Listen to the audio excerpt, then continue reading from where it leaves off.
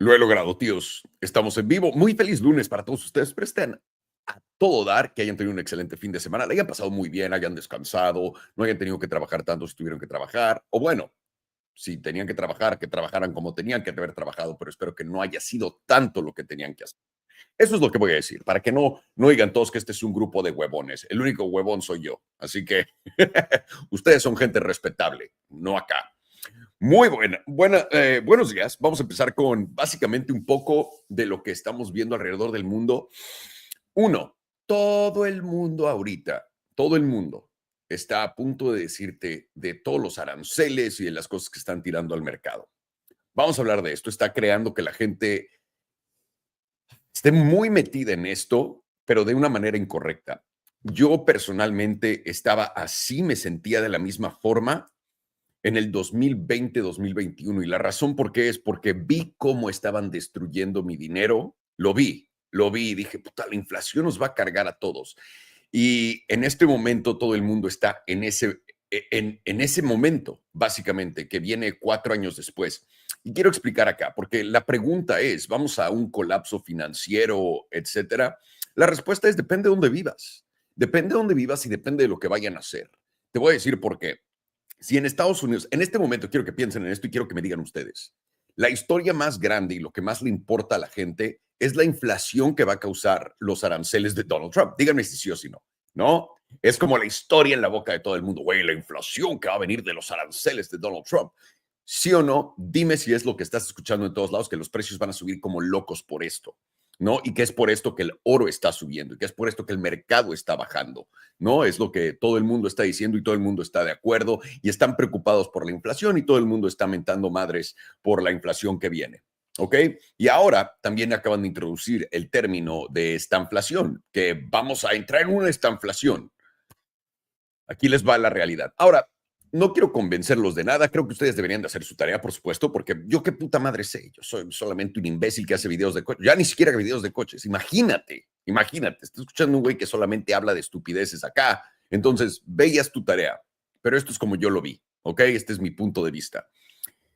Si queríamos salvar a Estados Unidos de la decadencia monetaria y de lo que pasó, lo tuvimos que haber hecho en el 2020, 2021. Cuando decidieron imprimir 7 trillones de dólares, regalarle dinero a todo, abrir las fronteras, regalarle dinero a todo el mundo. Ahí es cuando lo debimos de haber detenido, cuando dijimos la inflación viene. Y quiero que sepan, en ese entonces, cuando nosotros estábamos platicando en emprendeduros, güey, ¿hace cuánto tiempo? Cuando empezamos emprendeduros, literalmente fue de, vamos a tener un shock de inflación gigantesco. Y era controversial en ese entonces decir que la inflación iba a persistir e iba a aumentar a través del tiempo. Todo el mundo, ¿no se acuerdan de la famosa, es transitoria de la Reserva Federal? Tus youtubers favoritos estaban diciendo, o tu gente de noticias, quien sea, que no, que esto iba a ser transición, que iba a ser simplemente una transición, que iban a subir los precios tantito. Entonces, ¿qué aprendimos de esa lección? Si nos dijeron todos, güey, no va a haber inflación, ¿qué fue lo que vimos? Inflación. Una vez que la inflación se vino a quedar, ya todo el mundo fue de, claro, era obvio que la inflación iba a venir. No es cierto. No. Y ahora no se trata de ser un genio y entenderlo, simplemente haberlo visto venir. Simplemente es un poco entender el por qué se dio lo que se dio. Simplemente imprimes muchísimo dinero y cuando haces más de algo vale menos. Punto. En este momento, Estados Unidos, voy a empezar con Estados Unidos, porque Europa tiene un problema muy diferente a nosotros. Bueno, muy parecido, pero diferente en este momento, ¿ok? Ahí les va.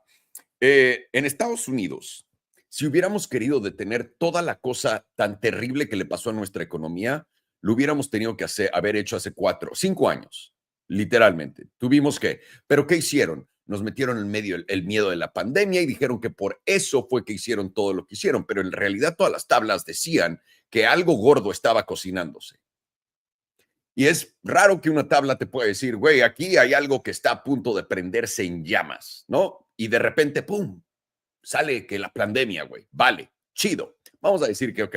Pero ¿qué usaron en ese entonces? Y esto va a ser importante para mi gente en Europa. El miedo.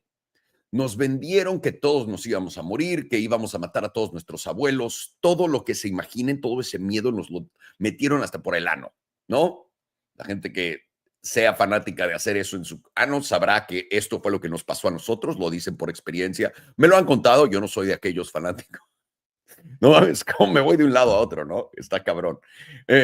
Entonces, si hubiéramos querido detener ese deterioro económico, lo hubiéramos tenido que hacer en ese entonces. Eso fue lo que causó todas las distorsiones en la economía, que las casas subieran, que los intereses bajaran, que todo el mundo tuviera dinero, pero nadie tiene dinero y que continuaran las tarjetas de crédito, etcétera. Ahora, ¿por qué es importante ver todo eso para atrás? Porque ahí les va esto. ¿Cómo es que en el 2020 era obvio de a madres que íbamos a tener inflación? Era no solo obvio, o sea, 2 más 2 son 4, a ese punto, ¿no? Porque simplemente vas a hacer más dinero. Vamos a tener inflación, padre. No hay de otra. Vamos a tener inflación. Y a nadie le importó. Todo el mundo la dejó para atrás. Se volvió una historia de locos hasta que ya un día la Reserva Federal por fin dijo, güey, vamos a pelear contra la inflación. Eso fue en el 2022. ¿Y qué fue lo que causó esa caída de mercado tan famosa? El fondo del mercado eventualmente por ahí de octubre del 2022 y eventualmente 2023. Todas las distorsiones empezaron a jugar, los bancos, etcétera. ¿Ok?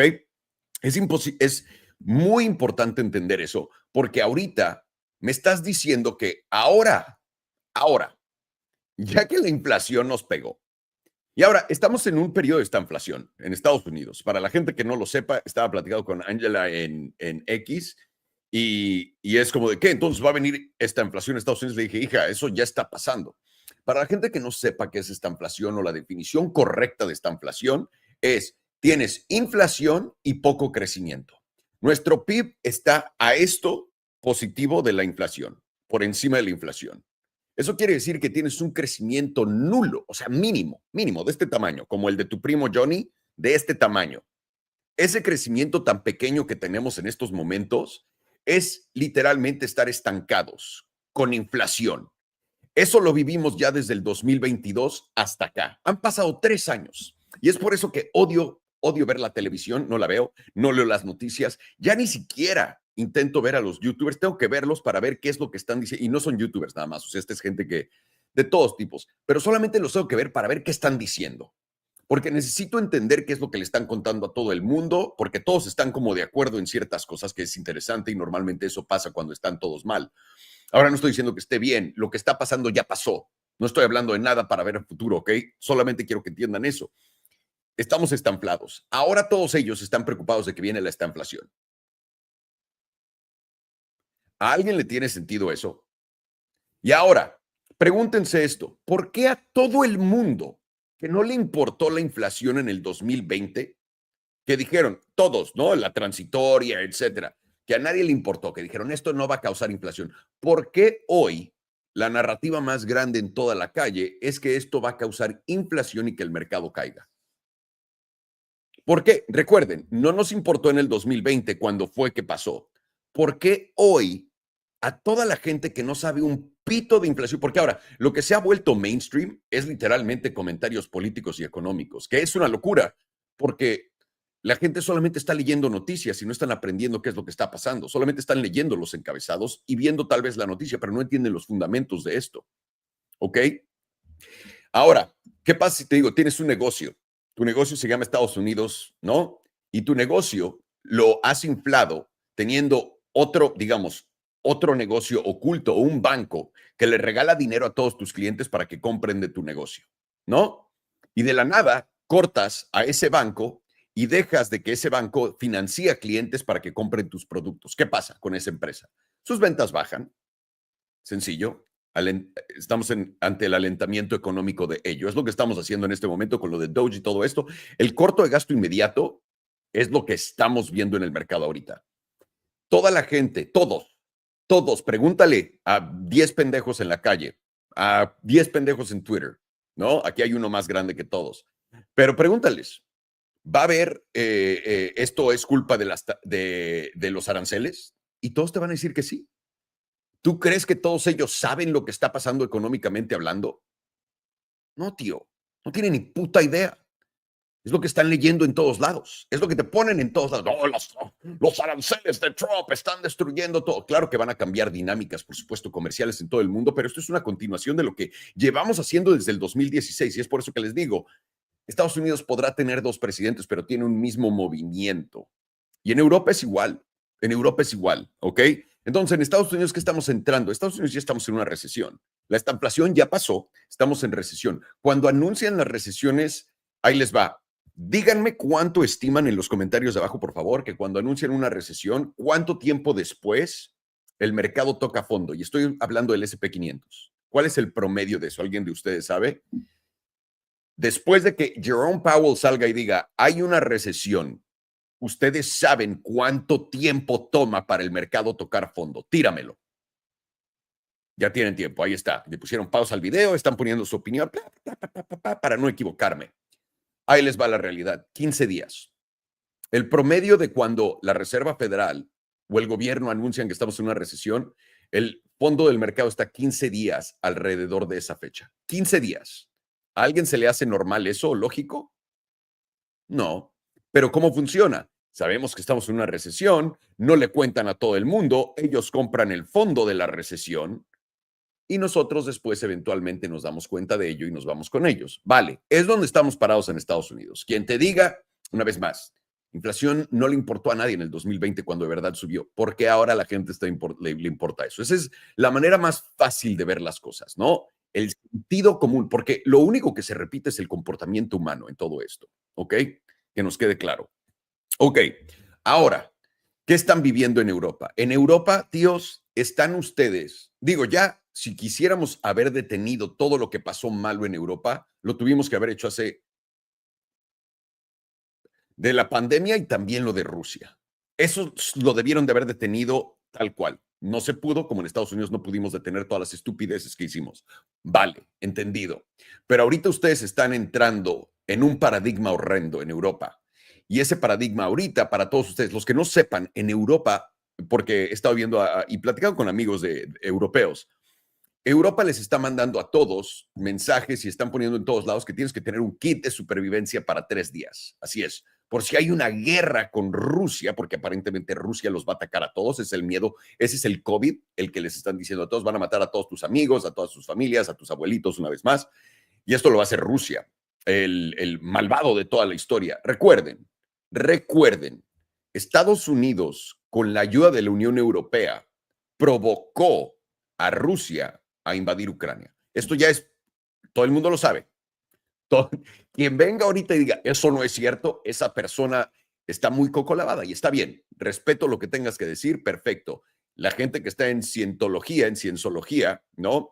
Que dice, güey, estamos en un culto y le dice a su familia, estamos en un culto, deberíamos de salir. Todos lo tiran a loco y lo acusan y lo eliminan de cienciología y lo acosan después para que no diga nada más. Y esto en un tiempo donde todo el mundo tiene teléfonos e internet. Y me estás diciendo que toda esa gente no tiene idea que son parte de un culto. Esto es lo mismo. Y ahora no eres parte de un culto, eres parte de simplemente una operación mental, ¿ok? Entonces, Europa, los que te están diciendo que Putin te va a atacar, no solamente ayudó a forzar a que Putin atacara a Ucrania, pero también preparó absolutamente todo para destruirlos a ustedes económicamente cuando dejaron que Estados Unidos explotara Nord Stream. Toda esta energía les cuesta 4 veces más la energía que a nosotros en Europa. Y la razón por qué es porque nosotros les vendimos eso. Europa está perdiendo la cabeza en este momento porque todos sus políticos reciben dinero de Estados Unidos a un grado que nadie tenía idea. Nadie. Lo que estamos viendo es ridículo. And I'm sorry, boys, I'll be ready in 2 minutes. Lo que estamos viendo es absolutamente ridículo. Completamente ridículo. Y ahorita lo que están viviendo en Europa es, les quieren meter miedo para que nadie diga nada de que Europa se tiene que armar por sí misma y defenderse a sí misma. Quieren poner 850,000 millones de euros a moverse en esto. Eso quiere decir que va a haber, quiero que entiendan, en COVID más o menos esa fue la cantidad de dinero que los llevó a la inflación tan pendeja que vieron. Más o menos fue esa, si no mal recuerdo. Por ahí, creo que hasta fueron 700 y cacho al principio. Esto quiere decir que van a tener una pérdida de su poder adquisitivo brutal. Y todo esto es para que esa gente a la que Estados Unidos ya no le está dando dinero se robe su dinero. y lo hacen a través de inflación. Ellos imprimen miles de millones de dólares que se los dan a sus amigos, a sus empresas de guerra y ellos mismos lo reciben de vuelta y lo que tú recibes de vuelta simplemente es inflación en el poco dinero que tienes, por ende te están robando aún más. La narrativa más grande de la historia en este momento es que el dólar va a valer verga. ¿Estamos de acuerdo? Todo el mundo lo sabe. Dios, el euro. Ahora, el dólar en absolutos, cuando lo comparas con oro, por supuesto que está abajo. Pero en relativo con todas las demás monedas está arriba. Y no nada más está arriba. Va a venir y les va a dar un sopazo el dólar en Europa. El euro va a bajar cabrón. El peso en México va a bajar cabrón. Estados Unidos simplemente tiene que llegar a hacer el movimiento completo. Y de nuevo, esto toma hasta un año. Año y es más o menos por ahí de los 12 meses que habíamos platicado cuando empezamos a decirlo. Sigo con eso. Esto quiere decir que lo único que están haciendo es metiéndote miedo como loco para robarte más dinero. Ahora, no estoy diciendo que Estados Unidos sea perfecto, tenemos muchos problemas y muchas cosas que hacer, pero estamos intentando arreglar este problema. La razón por la que están metiendo a Marine Le Pen a la cárcel para que no pueda elegirse para el 2027 en Francia o 28 cuando sean las elecciones, es porque tiene políticas donde no quiere que haya inmigrantes. Si no hay inmigrantes, el Estado no puede imprimir dinero, regalarlo para que funcione como ese banco que les di al principio de ejemplo, que fondea tu propio negocio. O sea, tú mismo le das el dinero a toda la gente para que compren tu negocio. Eso es lo que están haciendo con los extranjeros. Es lo que están haciendo con la inseguridad en Europa. Es lo que están haciendo en todos lados. Así que solamente tengan eso en mente, porque si hubieran querido cambiar el resultado de lo que vimos hoy, lo tuvimos que hacer en Estados Unidos hace 5 años. Ahorita en Europa ustedes están a punto de entrar a esto otra vez y yo, si fuera europeo, lo único que haría es decirle a todos nuestros jefes europeos, no nos vamos a guerra y no tienes que imprimir 850,000 millones de euros. No tienes. Y yo sé, te están mandando que vas a necesitar un kit para sobrevivir 3 días. ¿Qué guerra? ¿Qué guerra? Toma 3 días. Por el amor de Dios, tíos, no caigan en estas pendejadas. Es una gran oportunidad para todos nosotros que estamos preparados para esto, para hacer aún más dinero. Y es la única cosa que puedes hacer. No te pelees con la gente, no escuches las narrativas de todo el mundo, simplemente ve por ti. Es lo mejor que puedes hacer. Yo sé, somos muy empáticos, eso es lo que se aprovechan de, porque queremos que todo el mundo le vaya bien, que todo el mundo sea igual que nosotros, etcétera, y lo usan en contra nuestra. Piensa por ti, haz lo que tengas que hacer. Y ahora, no estuviste preparado para este ciclo y lo que está pasando. Aprende lo que estás viendo, porque lo más raro de todo esto, de estas simulaciones, es que se repite cada 2 años casi todo, todas las cosas que hemos visto antes. Y ahora, tengo aquí a Alex, tengo aquí a Farhan para que nos cuenten, ¿no? Exactamente dónde podemos poner nuestras entradas y salidas del mercado. Pero qué tan fácil es ver el tope del mercado, por ejemplo, en cripto. Veo a Michael Saylor en todos los programas de televisión. Ese es el tope de Bitcoin. No tengo que saber exactamente cuál, pero ahí es donde me va a salir. Gracias, Michael. Gracias por decirle a todo el mundo lo que estás haciendo. Perfecto. Después de ahí veo que Cathy Wood sale a decir que compres el dip. Uy, sé que va a haber más dips. Y después de eso tienes a Peter Schiff, otra vez, 2022, hablando de cómo Bitcoin contra el oro y el oro está ganando. Es una repetición, los mismos jugadores. La simulación no se esfuerza. Y una vez que puedes ver todo esto, te lo juro, no tienes que ser un genio del mercado. Escucho a toda la gente intentando armar todas estas predicciones duras. Ahora, igual y estoy mal en todo lo que les estoy diciendo, pero puta madre ha funcionado. Lo han visto ustedes, está aquí enfrente de todos ustedes transparentemente haciéndolo. Así que es todo lo que quiero. Quiero que aprendan este estilo de vida. Es mucho mejor, mucho más tranquilo, más divertido. No tienes que escuchar las tonterías de todos los demás, ni tampoco preocuparte por lo que les esté pasando, porque no es tu problema. Preocúpate por ti, sal adelante, aprende en este ciclo si no estás preparado. Y si estás preparado, bienvenido. Mi trabajo y lo que he estado diciendo desde acá y por lo que empezamos el Lead Trading Academy es para que todo el mundo aprenda a invertir. Porque en un futuro muy cercano no va a haber muchas maneras de hacer dinero, más que invirtiendo. No le estoy vendiendo nada, no me interesa que compren absolutamente nada. Están aquí, lo hacemos gratis enfrente de todos ustedes. ¿Quieres aprender más? Chido, métete más en ello. Pero literalmente mi trabajo, lo que yo quiero hacer, lo que quiero dejar encima, enfrente de mí, es que la gente que quiera, que esté dispuesta a aprender, aprenda. Y aprenda de cracks. Yo solamente vengo y les cuento las partes chistosas y tranquilas, que es lo que me hacen entender cómo se está moviendo todo. más allá de eso, de esas observaciones grandes, estos son los cracks a los que deben de aprender de y de los que estamos aprendiendo todos de. Así que, sin más ni más, vámonos al casino del tío Salo. Lo único que quiero hacer antes de empezar con el casino del tío Salo es, por supuesto, invitarlos a todos a que le caigan a nuestro Discord. Como siempre, voy un poco tarde a X, ahorita les pongo los enlaces, pero aquí tienen nuestro Discord rápidamente. Déjenme asegurarme que lo puedan ver. Aquí lo tienen. Es absolutamente gratis, está lleno de traders. Alex viene, aquí el menú está en la izquierda. Alex viene, te dice, güey, ve, compra, vende esto, todo es, güey, es una máquina. No duerme el cabrón, no duerme. Aquí está Farhan, tienen el chat general, todo el mundo aquí platicando, contándonos cómo exactamente va. Saluden, muchachos, muchísimos buenos días a todos. Vean, todos aquí andamos un poco locochones, bienvenidos. P&Ls, quiero ver todo lo que hemos sacado este fin de semana. Este fin de semana nos ha ido muy bien, por supuesto que sí, 50, 50, 130%, 50%, nada mal, 12%, bien, 309%. Esto es exactamente por lo que estamos acá, por este tipo de cosas. Sí, 16,000 lanas está llevando el buen Alex. Ahí va, ese es corto que traemos. En lo que todo el mundo seguía alcista viendo cómo Michael Saylor y el gobierno de Trump iban a comprar todo. También esa es otra cosa, ¿no? Darte cuenta de eso. buenas ganancias para todos, güey. Qué feliz es entrar en lunes y ver a todo el mundo ganón. Chido. También si quieren aprender de cripto, tenemos acá nuestro criptolingo y también nuestros enlaces para lo que necesiten.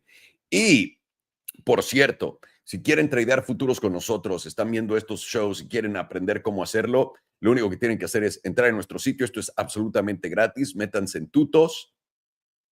Y en Tutos pueden ver cómo tradear en Bluffing. Tenemos un videito de 5 minutitos. 5 minutitos te enseña cómo depositar, cómo abrir un trade, cómo cerrarlo, cómo poner un stop loss, etcétera. Y aparte tiene nuestro enlace de Bluffing. También nosotros hacemos futuros, pero de acciones. Y eso lo hacemos a través de BTCC. Nuestro enlace está aquí abajo. Y opera igualito que esto. Ya les vamos a subir el video de BTCC, ya lo tenemos hecho, para que lo tengan acá también y puedan operar en BTCC y puedan comprar Tesla, hacerle un corto, un largo a Tesla, a Microsoft, a Nvidia, a todas las señales que estamos mandando también estos días. Y nuestro corto en Nvidia vamos 30%, o sea, casi un 30% desde que empezamos, nada mal. El corto en MicroStrategy, en Strategy está funcionando perfecto. Rivian, vamos a ver hoy cómo nos da, pero vamos a continuar. Y sin más ni más, damas y caballeros, vámonos. Let's go, boys. Good morning. Yo, what up? Good morning, Right. boys. Fucking 30 minutes straight. I apologize. Fucking A, I was muted. Buenos dias, muchachos. There goes the highlight of my day. There you go. Now go back to sleep. Put the It's covers all back downhill on. from here. Are all you wearing downhill a from here. Mexican Ferrari, a Mexican Ferrari shirt? Ferrari. Farhan is more Mexican than all of us Mexicans combined at this point. I'm convinced. If you bleed fucking grasa from the tacos at this point. Indeed. Let's get started with this, boys. There's a lot of movement in the market. Anything you guys want to go over before we start, or you just want to jump straight in? What would be ideal? Let me see what the first thing is. I'm sure Brian with Bitcoin. Yeah. Exactly. And did he do it again? 1 second. Let's see. Nice little bouncy bounce. He did. Dude, Eder had him with Celsius, but Eder went good morning. And while she was writing good morning, Brian came in and said BTC. So BTC it is, boys. I'm going to start with the Bitcoin. Are you having fun with your Bitcoin? Are you guys having fun with your Bitcoin? The Bitcoin president. Let me tell you something, boys. It seems like all the tailwinds are tailing on my wind right now. It's not working really well. We tried the whole Bitcoin president thing. Can we go back now? What were you saying, Alex? I was promised a Trump pump. We got a Trump dump. Well, what's going on here? Come on, boss. We got the Trump dump. I gotta say, I love it. If honestly, everyone should get involved in the NFT market. Everyone, because then the market becomes really simple. It's all the news of when the project is going to release something, when you're doing a press release about the news that you're going to cover for later. That's another thing. So you everyone get into NFTs. I'm sorry, Alex. Oh no, Farhan, the floor is yours.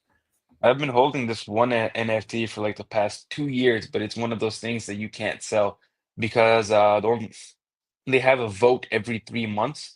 And if the majority of holders vote to allow selling, then you can sell. And they've never allowed selling, so can't sell it.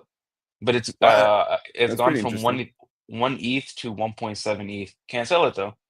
That's pretty good, though. That's pretty good. You can probably get a loan on it. Yeah, better than most. Which financial institution shall give me a loan on my NFT? They used to. They literally used to. There used to be a platform. I can't remember Yeah. what he was called that gave us loans on NFTs, and we just I saw played that game. I saw people used to get loans on their Bored Apes. Yeah. Oh, you could get it on anything that was like a little decent back in 20. I mean, what do you think caused the fucking collapse of everything? Like If a we low just figures, and it's like totally down like 80% now. That although I am bearish Right. biased, I don't think we've seen anything like that this cycle yet, where it's so like in such a frenzy where you have companies giving you loans for your JPEGs. We Well, the haven't really reason seen why is that. because there's no QE. Once you see QE back, this is what I was saying on X, that NFTs are coming. I think NFTs are going to be coming back strong. It's just a matter of like getting to that cycle with QE. So we'll see when that happens. You think Bored Apes are going to come back or they're over? Yeah, absolutely. So No, absolutely. Maybe we should get some. CryptoPunks, Bored Apes. You just buy whatever staple it is from like the chain that you like. You'll be good. I'm Yeah. buying some NFTs that are cheap right now that I like. Oh, but if I were to get a Bored Ape, I'd have to use Ethereum, and Ethereum is dog shit. That's exactly the problem. That's why I don't buy anything on ETH, because I'm not. Well, I think if ETH does go to like 500, 600, yeah, I'm definitely gonna buy some Bored Apes then. At that point, yes, It's absolutely. free I money, agree. right? Yeah. Mm-hmm. All right.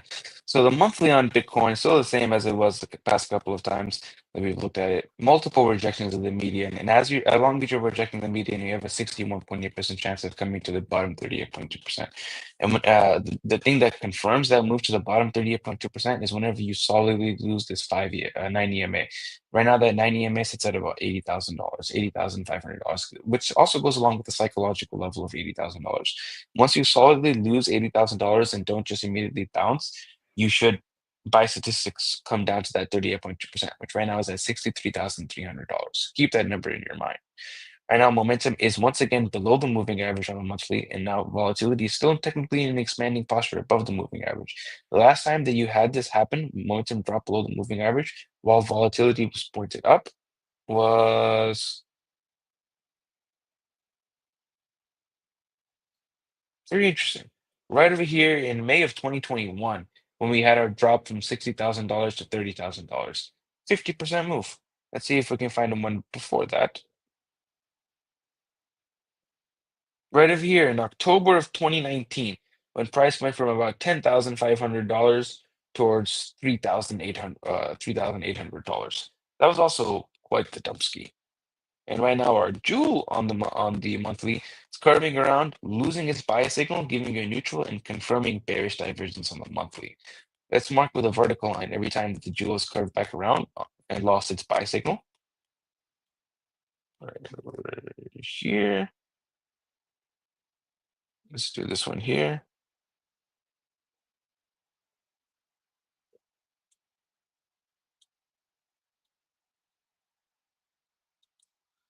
I need to remove this pink so I can see the jewel thing.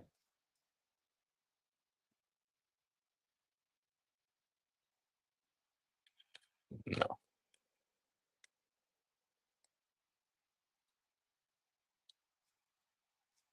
There. There's not going to be, oh wow, this one didn't even do a neutral. It just went straight to sell.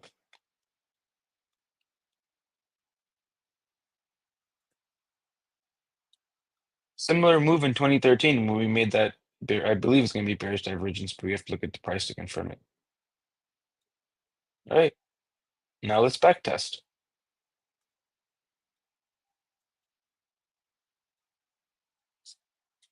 Doesn't look like much on the chart. Probably going to be quite a bit. Yep, 49%. That's the beauty of a logarithmic, is that it doesn't look like much, but it is a lot. Yeah.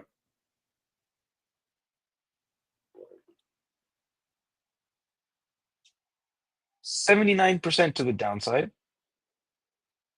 about 80%. That was that number that we always used to come down in bear markets, 80%. Now it's a little bit less. About that similar 80% number.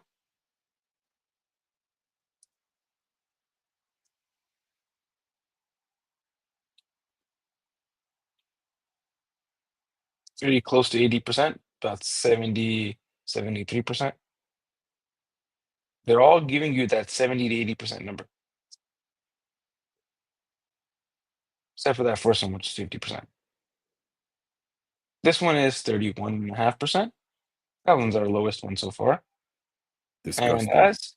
yeah, not even worth my time. So we've only done 9% as of this moment. If we were to take it 30% from here, brings us to about $59,000. Very interesting level. And let's take it about 50%. Brings us to about $42,000. That's also a very interesting number. Keep that in your mind.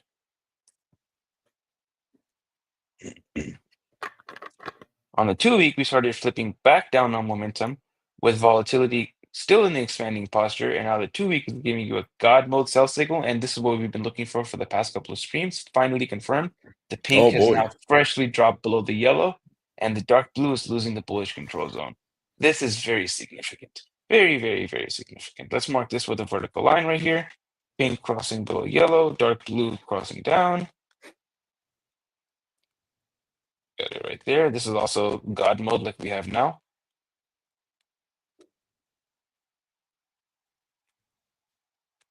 Another God mode like we have now. All right. Wow. Not pretty.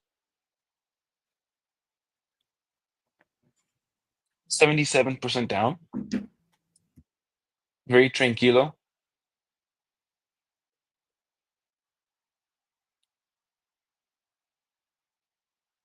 $56 down.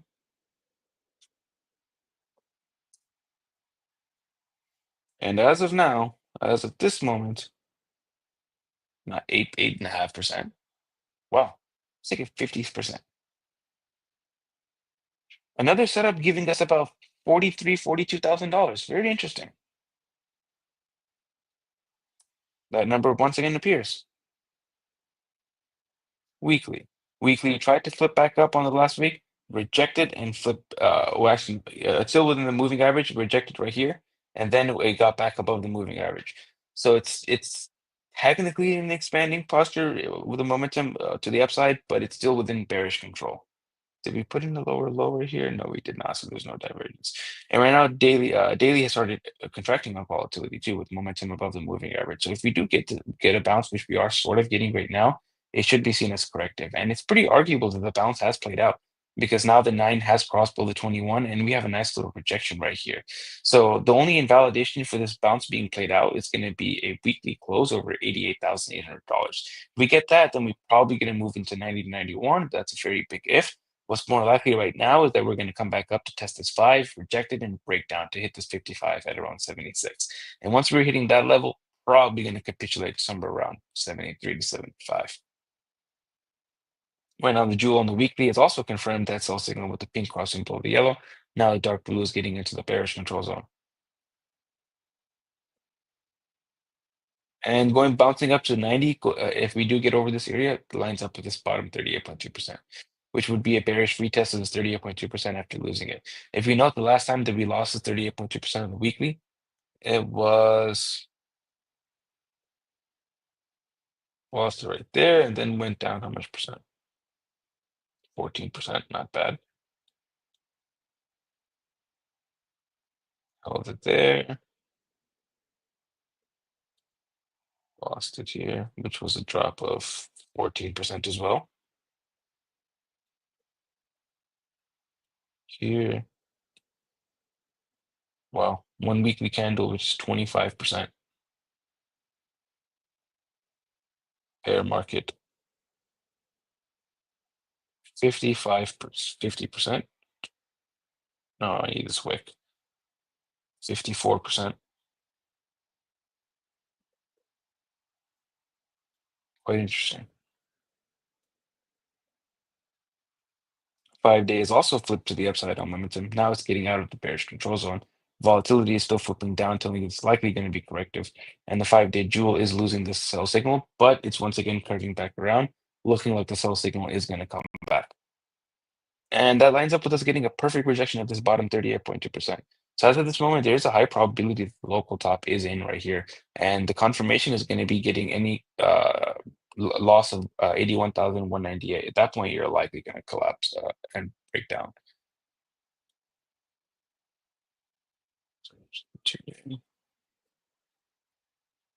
Two-day is now getting momentum flipping down, with volatility still flipping down. What's going to likely start a volatility expansion is if we get a drop below that $80,000 level, and that's likely going to start the capitulation phase into that 200 SMA right around $75,000. Daily is still bouncing right now, right at that $81,000 area, but momentum is currently flipped to the downside with volatility flipped up and the jewel giving us a nice sell signal. So what makes it a lot more likely is going to happen is that if this bounce does continue, maybe it takes us to somewhere around the $83,000 to $84,000 area. That's which goes along with the current Academy long that we have out, because it has not been invalidated just yet. Came all the way down to 81,300, but the invalidation is at 81,100. So the long is still active, and it would give us our TP1 at 84,005, very likely rejecting that area because of this cluster of moving averages and having lost to 200 very solidly, giving us our TP1 of the long, entering us into the next Academy short, and then dumping it towards 70s. It would be very beautiful to catch the bearish retest and then a nice little short at the bearish retest.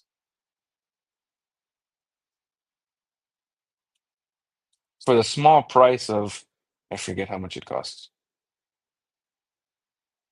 On the 4-day, we have momentum flipping up with above the moving average, with volatility still approaching zero. And it's also 4 hours also starting to lose the sell signal on the jewel, making a high probability that the local bottom on right now on the 4-hour is in. What's going to confirm it is if we get a close over this median right now, 83,255. That happens, we very likely get a move into the 84s right around this 55 EMA at about $84,500, giving us our TP1 and very close to filling us on that short.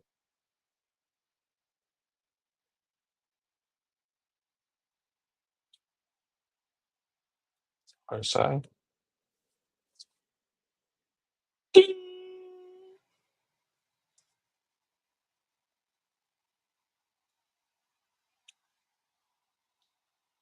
Quarterly right now has a hidden bullish divergence, which will be invalidated with the quarterly close below 58,890, which is likely not going to happen in the next 9 hours and 48 minutes. But the next quarterly close, the number is going to be about 76,702, which is a lot easier to do. And not only will that invalidate this hidden bullish divergence, it's gonna confirm 3 drives of bearish divergence on the quarterly. And that'll give you a minimum move to somewhere around first bounce. So the bigger bounce is going to be, well, not the bigger bounce, but the bounce that's bigger than the one that we're going to get at 73K. It's very difficult to describe that. It's going to be right around that $62,000 to $63,000 area.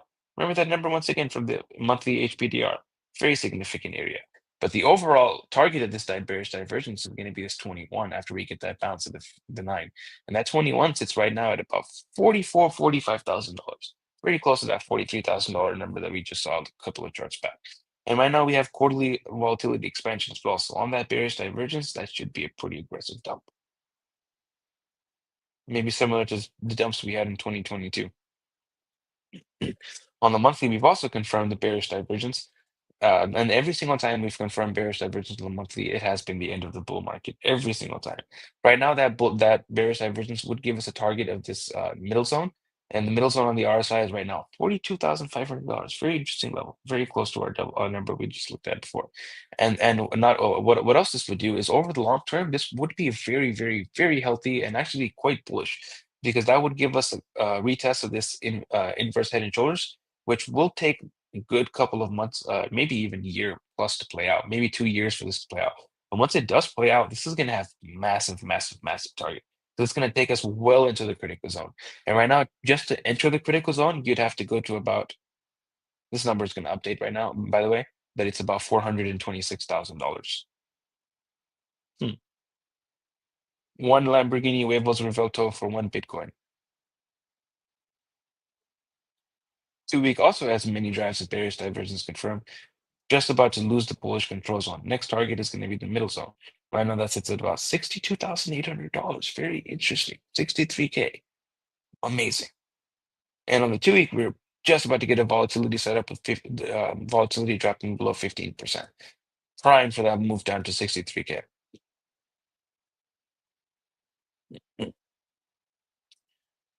I think I'm probably going to take that Academy short myself at like a 40 or 50x at 84s, 85s.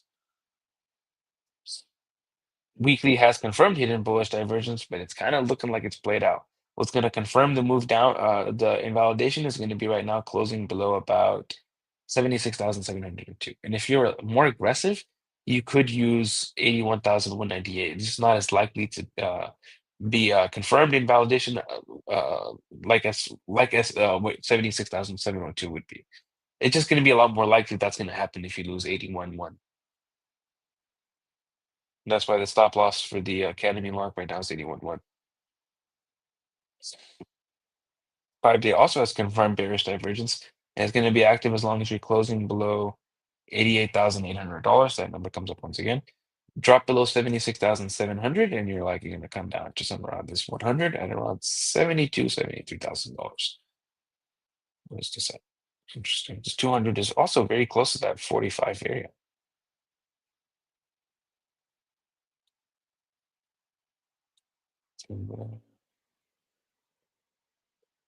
Two-day has active 3 drives of hidden bearish divergence. Going to be active as long as you're closing below $88,800. Any tick below 76,700, you're likely going to dump somewhere around 75K. Very interesting. Come on.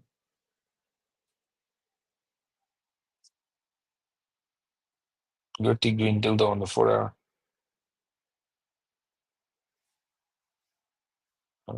Sometime today. There it 4 is. hour. Yeah, 4 hours about to put in a fresh drive of bullish divergence within the bearish control zone. Very nice. That would give us a target of somewhere around hitting the middle zone on the RSI. And right now the middle zone sits at 83,007. Come on. Yeah, $83,750. The next move above there is going to be the bullish control zone, which this number is going to update. Right now it's at $85,730. This would perfectly fill us on that Academy short, and then we can dump it. And then we'd catch both sides. See if that lines up with any of our EMAs. Right along that 200 SMA.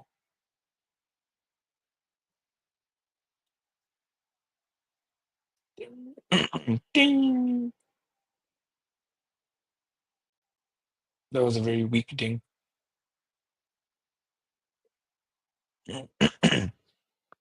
Monthly is giving us also a volatility setup, just like the 2-week, where we're dropping below the 15%. And the moving average is also just about to drop below 15%. The only time we've had this play out to the downside, which is similar to the setup we have now, it's right before Luna happened. And that's the only time that this has played out to the downside with monthly bearish divergence like we have now. When this played out to the upside, we didn't have monthly bearish divergence. We have that now confirmed. So we have to assume what can happen is the last time that we had that monthly bearish divergence, where we ultimately came down to that 100 SMA. Right now, that 100 is sitting at quite a low number of $34,000. This is likely going to rise, and it's going to be maybe a year before this actually touches it. And by that point, probably going to be sitting somewhere in the 40s. That's just my bias. Maybe it'll go down to $30,000. I just don't think it's going to happen. So prepare to clip me, fellas. I'm already clipped. I don't even have to say that. The 2-week is also 2-week is also giving us a volatility setup. Volatility dropping below 15%. Momentum is flipped down below $81,500, and we have many drives of bearish divergence. Any tick below 76,700, this thing is good. Oh, beautiful. Dump to this meme line, which lines up right with this 55 EMA at $63,000. Weekly is already expanding on volatility, getting to somewhere around 30% after a couple of periods of 0%. And we're pointing down below $91,800 with a derp of death. 5 days, still in an expanding posture, and it's going to flip down freshly. as long as it closes in today below $86,750, which we are below right now. Last time we flipped down was right over here on the 5-day. We got quite the dump ski from there. Immediately around 12% and then 26%. Let's take 12% from here and then 26%.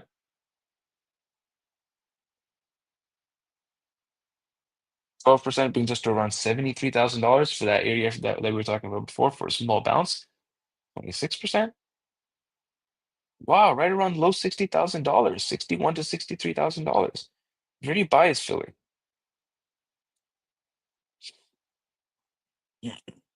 2 days now also giving us a fresh volatility setup. Last time it played out to the downside. The other time before that, it played out to, and actually time before that it played out to the upside. So last time we had that volatility setup, how much did we drop? About 20%. Let's assume we drop again in 20%. Let's assume it happens here. Brings us to about $67,000. Let's say it happens from where we are now. $65,000, very close to my meme line. Amazing.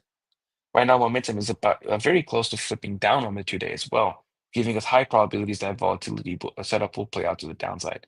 And it will flip down and reject getting out of the bearish control zone if it closes below $83,000 today. My bias is it probably will close today below $83,000. But let's see if the lower time frames can support that. Yep, daily does, because daily's already flipped down and daily's getting volatility expansion below 15%.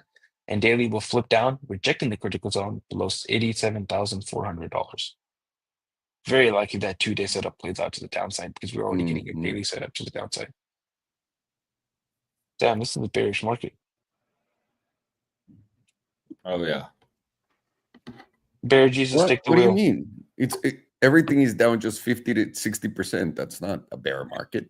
It's a tranquilo correction. I also love that people are going out there. It's like the stock market's gonna get decimated. It's like, when do you start counting? Isn't it already? Yeah, like when do you start counting? Like, I want to know. Does it have to drop 40% before it gets into a bear market? It's fucking nuts. On the 4-hour, every single setup is giving a time frame is giving us a volatility setup. Very interesting. It's seeming like we're gonna break sooner rather than later on this volatility because it's coming down even on the low time frames.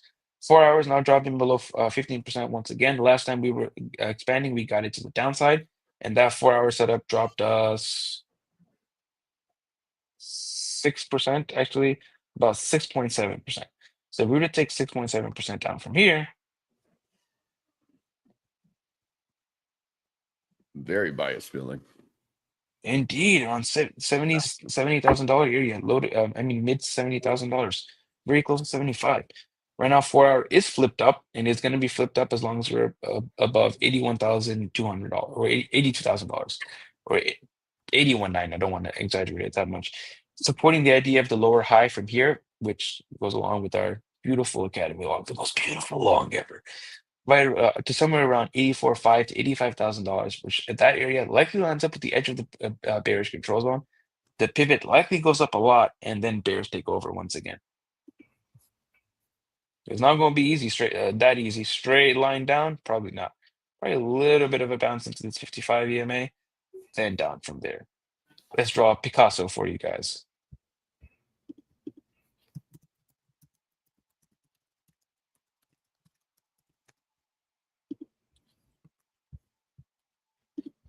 The Bart Simpson pattern. The famous Bart Simpson pattern. Beautiful. And we all know it's just going to go straight down just like this. It's going to be one move down, not even a single bounce. It's going to be a 1 second candle drop of $10,000. Like Dan Pena says, just like that. Who's Dan Pena? The old guy? Yeah, the guy who said Bitcoin is going to fucking zero. Yeah, he's always screaming the F word. No. So Dan Pena is the guy that went on Joe Rogan, right? That was like, Bitcoin is going to flash to zero. Is that the one you're talking about? Yeah. I'm going to look him up right now. Hang on. I mean, you go on, but All right, so every single time frame right now is aligned to the downside on Bitcoin. Not only that, but it's aligned to the downside in the manner that it's giving you a volatility setup on every single time frame. You're now lining up with the setups that you had right before the Luna collapse happened, where you have monthly volatility set up with confirmed monthly bearish divergence on the stochastic and the RSI and the Joule. Every single momentum indicator is giving you monthly bearish divergence. And on the lower time frames, you are getting momentum flipping up with volatility contraction, telling you you're likely going to get a bounce from here, which we are getting about $2,000 up so far. What's likely is that we continue up from here unless we lose 81,100. Continue up from here to tap somewhere around that 55 EMA on the 2-day at around like 84,500 to $85,000. Very, very high probability that's going to be a major rejection zone, and then we dump from there to somewhere around 75s to 73 for a little bit of a bounce. And ultimately, I would be looking for somewhere around 63s for a bigger bounce. That bigger bounce could take us to somewhere around $85,000. I would expect the next rejection there and then to dump to somewhere around the 40s. The invalidation for all of this is getting any weekly close over $102,800. If you can get that, then we're probably going to go to 160. That's a very big ask, very big if. Very big ass with a very big if. Throw me your screen, sir. As if it was Colombian. But we went, Belen and I went to, well, we took Vinny to the beach and we got to that place where you can see all of the water and there's like a bench. That's where we always sit with Vinny. And it was this girl, like big ass, right? Like totally Latina, screaming at a guy who was clearly the photographer or the boyfriend that's a photographer, because that position has evolved over the last 10 years. Where you don't know if it's someone for hire or just a boyfriend really having to do what he needs to do. So like the me. girls just, they're talking nonstop about like the photos and this and that.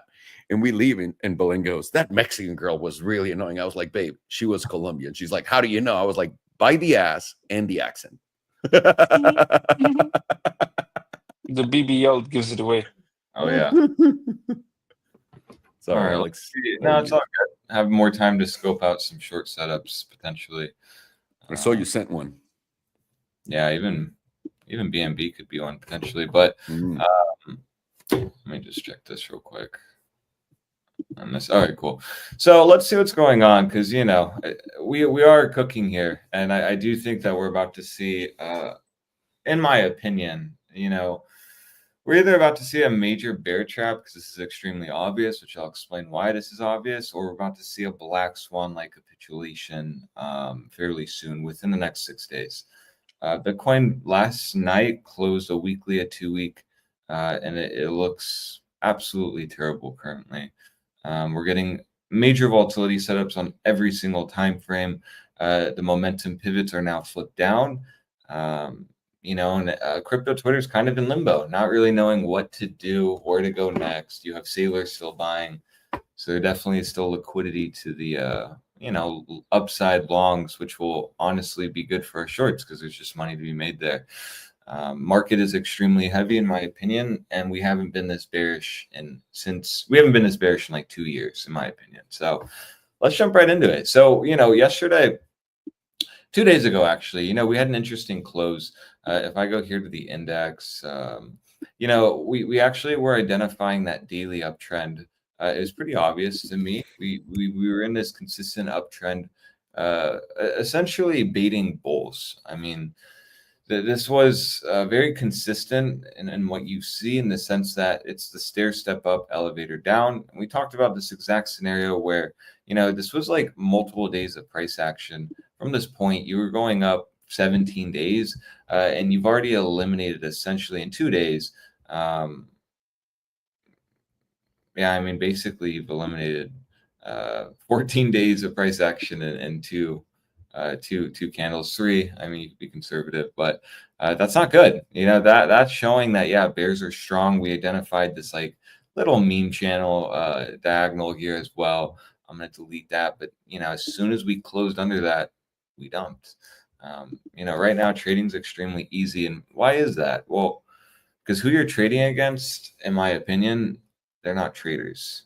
So, you know, market it right now is very PvP, and it's extremely easy Ideally, it stays that way so we can keep making money. So the daily has trend shifted, and this is very important for me because what we wanted was the daily SMA 200 to deviate. We got that, but we also had meme line support. This was important because if this was going to hold, we were just going to be caught in this range, something we saw back in February, late February, essentially. So, for me, the daily trend shift was absolutely essential if we're going to actually see like a capitulation move all the way down to the 73,000s. So we got that, which is marvelous. So the daily trend is now freshly shifted. And so what do we have? Well, Bitcoin essentially, I like this view here. Remember, these are the meme lines we drew on the channel here. What we have is a nice breakdown. What you'll notice here, especially if I go to let's do a 12-hour. What you'll notice is the 12-hour steadily was holding this channel. I mean, we reclaimed it. It was support, lifted off. Here, even held a support, got a bounce. So, we lost the zone. What you'll notice, too, is right around this key area was the 38.2% on the 12-hour. I believe it's also on the daily. No, not the daily, closer up, but the 12-hour matches my bias. So we'll keep talking about that. This is important because what you'll notice is we lost support. We rallied up, rejected it once. Now we're going up again. For me, this potentially has the potential to be a double top. Most fail. I'll just point that out. Most double tops, double bottoms fail. But this has the potential to be a double top. Another back test of the 38.2% on a fresh 12-hour candle. To me, we essentially just retested the EMA 9 on the 12-hour. This is significant because if you'll notice here, you had that breakdown. You never tested it here. Let me actually get that 5 off because I don't like using the 5 on this time frame. You broke down. You never tested it here. Never tested it here. Couldn't get it up. And then boom, Viagra. Green dildo. Now we're testing it. You also see we're testing the 38.2%. Bulls are starting to get a little dicey here because of what Larry Fink said about Bitcoin replacing the dollar as the global reserve currency, which, is not good if that actually occurs. I love Bitcoin, but come on, that would be really simulation confirmed in my opinion. No, but he's just fucking stealing everyone's money by saying that. Because now, I'm sorry, this is something that's floating everywhere, and it's just fucking driving me nuts. That everyone is now like, America's cooked. So no one said anything when they printed $8 trillion. Everyone was fine. No one saw inflation coming. When we saw inflation coming, we all said that's fine. No one cared about the dollar at that point. No one. And now that actually you're cutting actual spending and making the dollar more rare, you're telling me that now the dollar is going to collapse. And also Bitcoin, that was born to be transactional and was forced and induced into not being transactional afterwards, which is what it is right now because it's not moving. Everyone is like, hodl, the fucking idiotic policy of hodl, that doesn't make it transactionary. Now look at what happened in El Salvador. That didn't work out at all. So Larry Fink is just shilling his bags. True. He's a smart Jew. Yes. The smartest one, if that. And the Dixie monthly still in an uptrend. I'll just quickly point that out. And we're still looking like a higher low. So while everyone's talking about that happening, dollar's actually looking quite strong. So there's that. So back to the analysis. We'll go back to the 4-hour, the 12-hour. So you know what? This is the spot where I'm looking for shorts now. I do think that if we're going to be right on this idea, we actually need this area to reject. And that's just simply based on the past. What we'll notice is this zone here has been a pretty key metric to, gauge downside breakdowns. You have the breakdown, you tested this zone, similar to that EMA 9, didn't fully test it though. And then at that point this was a 6% candle almost. We are more bearish now than we were here. If we keep going, what you'll notice is, right, remember this zone here, it's essentially 83.5, right? Let's go here. Let's go up to 83.5. Boom. And then also right here, 83. What is it? 83.2. So it's like as soon as you essentially, it was 82.2. My apologies. Let me get that on right. So, what you have here is a simple range like we had. But my point being is, this zone that we're currently in Bitcoin, leads the major moves. I mean, this one was a 7.9% candle or a 6,500 gain. So why is it important? Well, Bitcoin's looking extremely bearish to me, and what we have right now is a major range, and we potentially could actually hit our TP zone this week at 73,800. If we measure that out, I do believe at current price action, that's right around 10%, 11%. That's interesting to me because Crown also posted a video, shout out to Crown, about April statistics, and generally on average it's 20% to the upside, 10% to the downside. I find good confluence in that idea where we definitely can flush down, hit this zone before going up, and we're playing in the bigger range, right? We look at Bitcoin, we are still in a big range. Let me go to the CME. Oh, here it is. Oh, by the way, I'm sorry to interrupt you. I forgot to mention this. Saturday was a bare moon. Oh yeah, and that too. Yeah. We have currently the witch setup. So That's fucking incredible. If I delete this line, or I'll just put it here, what you'll notice is on CME, we're just in a big range, and that kind of plays into my bias as well. Come down, maybe hit 76, come down lower, boom, crashes down, you get that SFP play, you make your move all the way back up, premium on CME, maybe you go to like 93s, 92s on spot, you go to like 91s, and that plays the overall range and the max pain scenario that I still believe is going to play out on Bitcoin. I just think the timing is going to be a little hard because, they don't want us to print. You have a lot of noobs trading right now.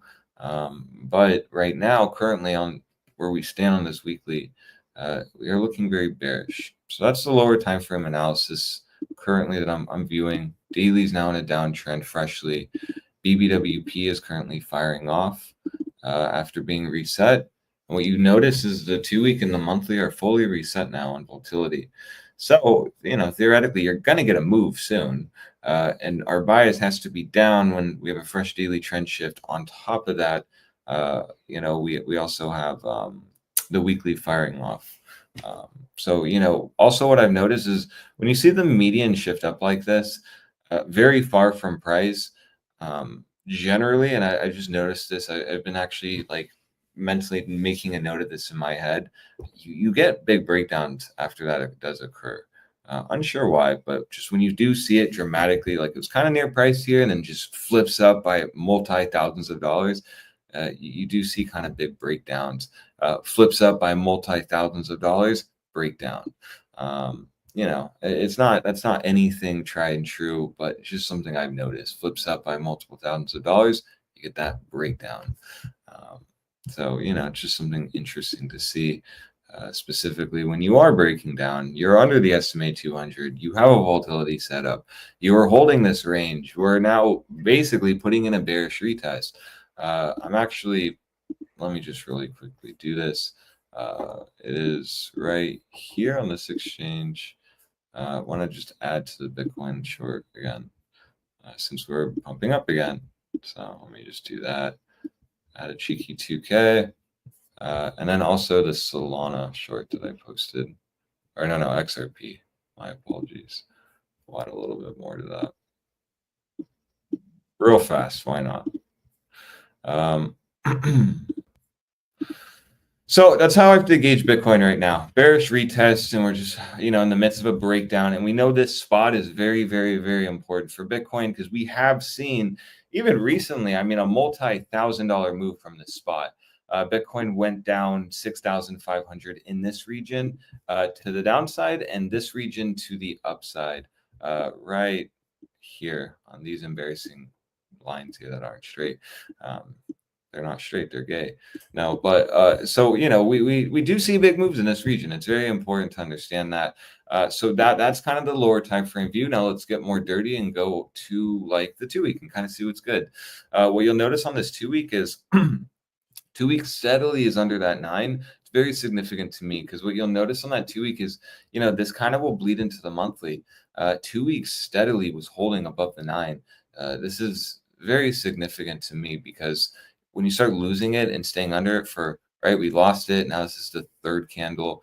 You have to be very concerned that this 21 is not going to hold. You're getting great confluence that the next level would be the 34, uncoincidentally, right at 73,500. Like I said, 2 week is fully reset. We'll go to the index for that. And that's important because these have been major moves similar to the weekly, similar to the monthly. Idea now is that since the weekly is already firing off here, we have to just understand that this could easily bleed into the 2 week. 1 second. Let me go to BNB real fast. It's so tempting because this really does look like an easy short. My brain just keeps telling me that. You know, I might as well just put this out just in case someone wants to be cheeky with it. Because it really does seem kind of easy. Not the weekly view, though. That's crazy. Yeah, this would be like something like this. Not bad RR, if I do say so myself. I'm gonna edit the XRP trade because it was accidentally entered in as a long. Appreciate that. I keep doing that, and people know it. It's like a thing now I do. It's not good. I'll put it short. Like it's not like it's a long, but then like there's another part where you have to put a longer short. So it says it's a short, but then it says it's a long. So it's kind of confusing. Yeah. So 615 stop loss is what, like 623. Okay, I could run with that. Let's just put that in real quick. I really don't like that I click random stuff sometimes when I'm streaming. It's very annoying. And I think it's the MacBook and my, sausage fingers. I always do that. Like I'm gonna click a daily and then I click like the 2-day too. It's very. I too always skip finger day At the gym. So yeah, let me just put that in. It's like right there, the 614.70, 6 like 24. Yeah. Because I think Binance could actually have a nice move down if we are actually gonna break down, in my opinion. I'll just do it 615.20. We'll do this. I want just on a 20x. I want to see my risk on that. Real fast. It's taking a lot of time. My apologies. Okay, cool. And then here, it's like 412, 420 for the culture. There you go. Yeah, for the culture. Dope. Okay, cool. Onward. Got that out of the way. It's just kind of bothering me. So what we had last night was actually quite interesting to me. Remember, tether dominance right now is in a range. So this is significant because now when you have the 2 week giving us volatility setup, you have to really start watching tether dominance closely. Why is that? Well, you have a massive hammerhead on the 2 week. You have a nice hold and reclaim of the daily EMA 100 along with the 34. This is significant because when you are above the EMA 100 and the 34, it's nothing but air. I mean, you only then can just play the mean lines and the ranges. On top of that, what you'll notice is you're essentially in that breakout posturing. Now I know it looks kind of like dookie now, but we aren't that far away from holding the 38.2%, which is interesting to see because 2 week breakdowns or breakouts are very important on this HPDR view because what you'll notice is once you do break out or down from that 38.2%, you don't really test it. Like it's pretty like dramatic down. You can see here from even when we even considered testing this, you were still 38% from the absolute lows, a 48% move. To the upside here, you can see this was kind of like a failed one. But still, even from this point, it was a 20% move. This didn't work though. This failed.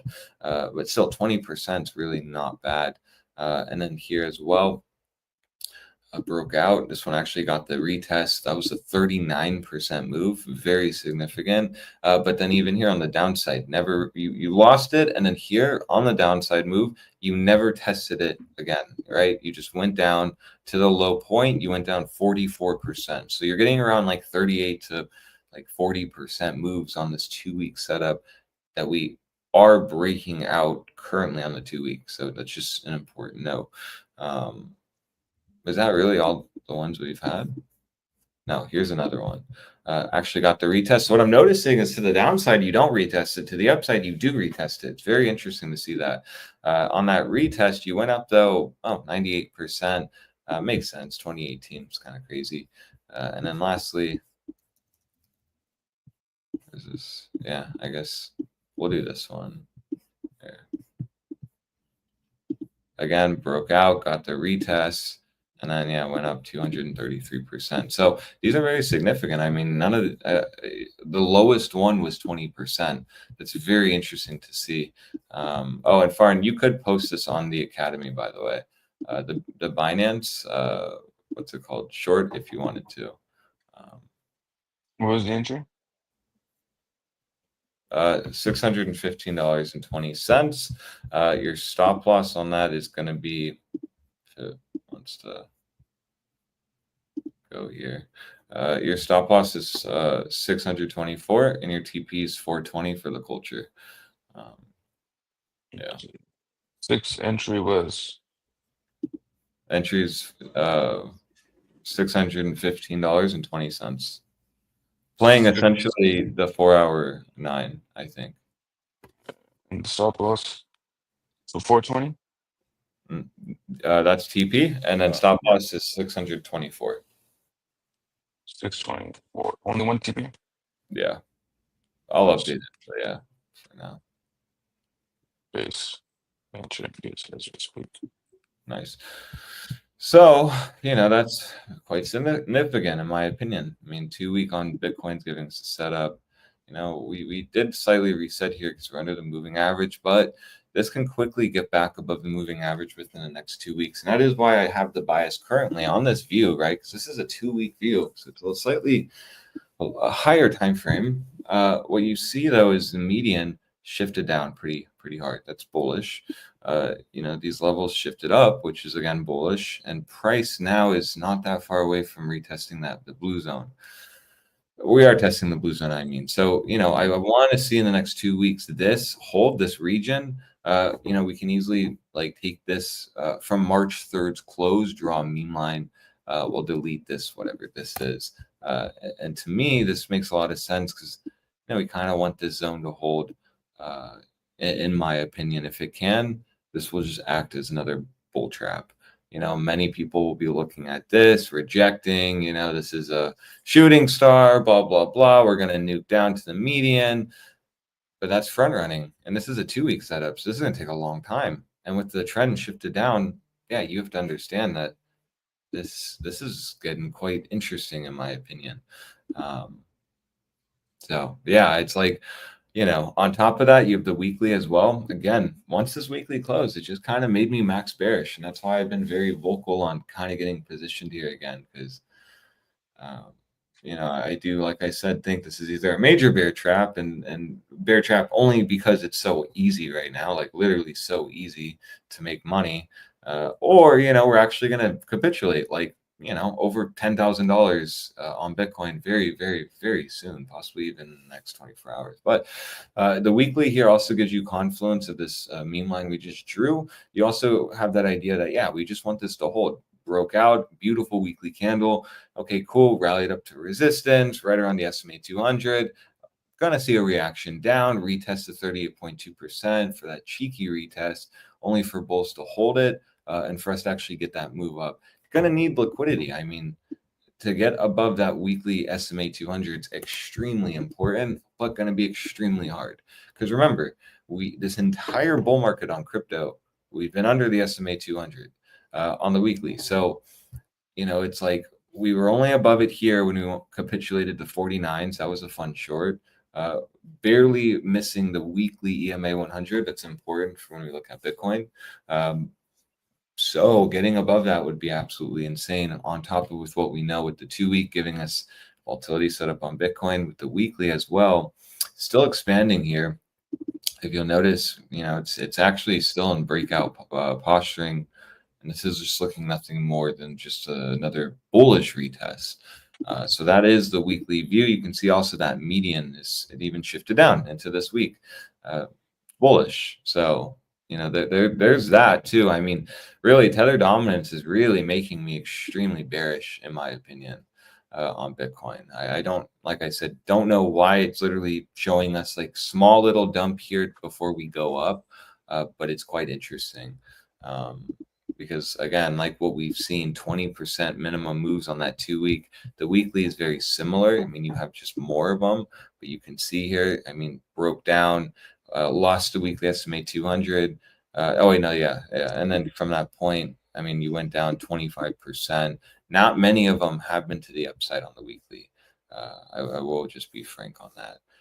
Only really one we had was these two in the most recent occurrence.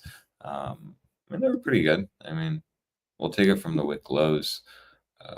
You know, oh wow, that was 54%. Damn, never mind, that was really good. And then here, we'll take it from the wick low, 13%. So really not bad. I mean, if we even just go up 15% from here, you know, that would again take you closer to that 6.3% level.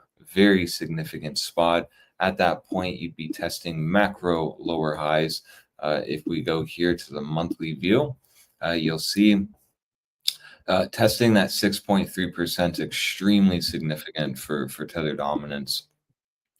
You have here that last lower high on the monthly. So if you get even a wick above basically September 2024's wick high, yeah, this has now shifted its trend. And it's very significant in my opinion. Generally, you know, when this does trend shift, that's, you know, essentially right before we go into a major bear market. We see here, let me actually see when that has occurred, because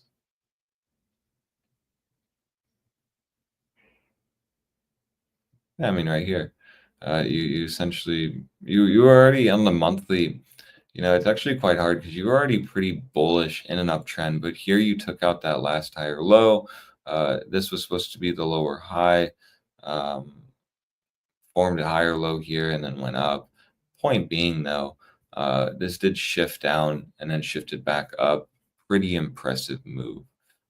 You can see here, took out that high, formed a higher low. Very impressive move. This is your bear market of 2022. Yeah, still an uptrend too. Very simple. I mean, it's actually not many occurrences where this has been in a monthly downtrend. So yeah, it's interesting. So, you know, it's just interesting to see that monthly's actually closing tonight. So it makes sense we're getting some pretty insane volatility today, considering, you know, you have a quarterly, you have a monthly, you have all these major time frames closing. Often that does brew a lot of fuckery. Why I also think this rally is going to be short-lived is if we go to CME real fast, we're actually closing that gap now, or soon.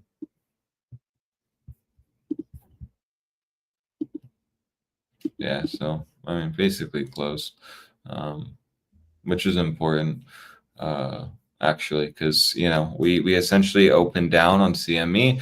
We left a nice gap. Also on ES1 we did as well.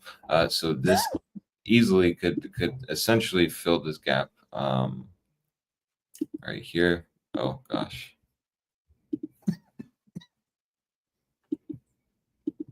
Oh, it already did. Oh, okay, that's all right. Cool. Let me just add to my Bitcoin short here again, because why not? Hopefully our BNB short fills. Probably won't, but hopefully it does. That would be nice. And so, you know, with that done now, I mean, the gaps are filled, so I don't really see the argument for going up anymore. Specifically, too, if we go back here and go to Bitcoin real fast, and we just kind of look at what's going on, just price action. Let's go to a chart that's kind of clean. You know, really what we're doing is, remember, we had that meme line that we drew when I just drew it. You know, you're on your exchange screen, right? Oh, am I? Oh, my bad. My bad. No. Just pointing it out. Yeah, I appreciate it. Monday, boys. No sleep either. But also, I mean, we drew this, but visually, I'll just do it real fast. I mean, you know, if you're into this, if this, you know, tickles you, we are just essentially retesting this zone as well. You know, we see here that That 10-hour 9 also is getting tested. Let me check daily as well. What I like about this daily view, which I had on the exchange as well, is, it's also giving me confidence that yes, if we do go up to like 84.4, that's just a test of the daily 9. I believe we're still in that silver cross on the daily. Oh yeah, we are definitely in that silver cross still. And it's just kind of like, okay, if we do end up going up, perfectly okay. But I'm just gonna be looking at this as just like a cheeky retest here, which even you would be looking at this zone anyways because it's the daily 9. But this just kind of gives me more bias, right? With BBWP expanding on the daily, yes, it's going down, but it's still breaking out, still expanding. We do have to just be on the bias that Bitcoin is brewing possibly this week, or at least minimum, at least maximum in the next 2 weeks, a major move down, a major move down potentially, which in my opinion could line up then with like stocks going majorly down. Specifically ES1. I have the TP here, but if we start losing that, we have a nice gap all the way to like 5,300. Excuse me. So, and you're going to want to hold that. I mean, that'll be very important for ES1. You lose that, it's like, yikes. That's your bear market, essentially going back to 5K. So it's markets are really cooking up. I do think it's wise to be paying, maximum attention at this point. You're even getting confluence of that rejection at 84.4, just simply based on this here, this range that I have not edited since we drew it. You can see here, okay, we're popping above this support zone, easily could go up to like 84s. I'm trying to think. I do think we have a short at 84s on the Academy. I really can't remember, but I do think so. If not, this could be another easy short. You're just simply playing this here. A little above it, you have that cheeky less than 1% stop loss with like a 12% gain here. That's kind of nice, actually. I think we have that short, but if not, I'll post it when I'm done here. Visually, you can just see it like this. If you want, something interesting, conservatively, you should have it here technically, but I like having these kind of stop losses. Having something like this. A little above the 9 would make a lot of sense to me. Yeah, that actually makes a lot of sense. So, this potentially could be another setup that we should potentially take. So yeah, let's just point that out. So yeah, Bitcoin, it's just extremely bearish right now. This move up is just going to be a lower high, in my opinion. We want to gauge that. We want to get positioned on that new lower high. I'm sure people are horny right now talking about bears are screwed. And, I'm just gauging this as a bearish retest. Yes, I had a 69x short, got stopped for a minimal loss. No big deal. Still short, though, as you see at like 87. So I'm just going to comfortably add here. Why? Because, even if we go all the way up and we go to 85s, 86, like Farn said, I'm just going to be looking at this as a balls deep short opportunity. As you'll notice, as we go up, I'm just going to constantly be talking about shorting until we start reclaiming back above the SMA 200. If we start reclaiming back above the SMA 200, it'll be off. I do think we'll then be able to go up to the daily EMA 100. SMA 200, right? Reclaim that. You go up to the EMA 100. It's kind of like a mouthful, no diddy. But then there we should actually reject hard. But I'm still in the camp that we have grinded out the next lower high on the weekly. That's also why I'm very bearish after this weekly close. That was the idea, going short here, right in the zone here. And we talked about this, which was, we essentially were seeing that which was it? I think it was Binance, but honestly, the weekly 9 has shifted down, so it's already there. The idea was that Bitcoin was rallying up and it was kind of stopping at the weekly 21. This is why I like moving averages. I mean, they just kind of make it easy. That was significant for me because I'm looking at this. I'm looking at everyone calling for like the 90s, and I'm like, what if we actually don't go up anymore? We reject the 21, which is the next logical place, right? You get above the 34, you should logically look at the 21 to reject us, not front run that. At that point, the 9 was around 89.9. So it has shifted down. So the idea was that what if we do form the lower higher on the 21 and then the 9 shifts down? So we technically, in quotation marks, hit it, which has occurred. Also was giving the idea on that was, Last week, the 38.2% was right around the 21 on the index. No, my apologies, on the Binance view. You'll notice it here, right? So 21, you also already got the weekly retest. So that is why I got really short here with everyone, because I'm like, man, if we can catch a lower high on a weekly and a downtrend on Bitcoin, damn, that could really print, because all you have to do now is wait, right? And your bias is going to be, okay, we're going to take this low out, which gives you your TP. It was quite simple, actually. So now what you see is you're testing the 34, just gives you more confluence too. We could definitely start rejecting this zone. That's why I'm just adding every time we go up. I'm not freaking out. If it does hit stop, it's all minimal risk. And all my shorts at this point that I've given for the Academy are break even.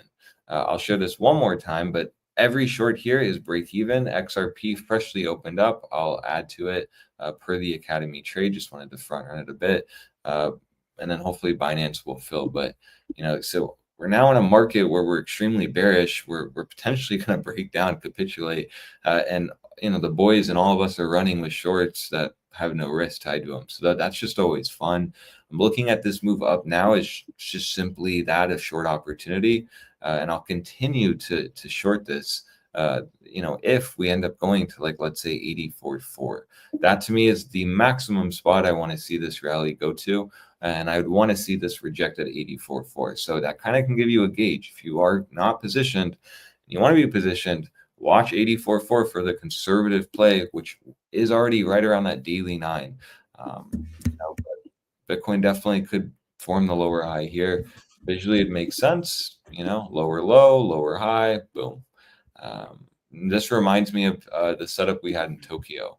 I forgot when I was in Tokyo, but I just remember this. It was we trend shifted. Far knows what I'm talking about, because we absolutely capitulated that night. It was a blur. Yeah. But well, hang on. You're asking the guy that you send me that picture of? I don't think so. I don't think that's going to be a good reference, sir. Peacefully sleeping on the sidewalk. Yeah. No, you're right. But price dumped so brutally. I know Fard remembers that night.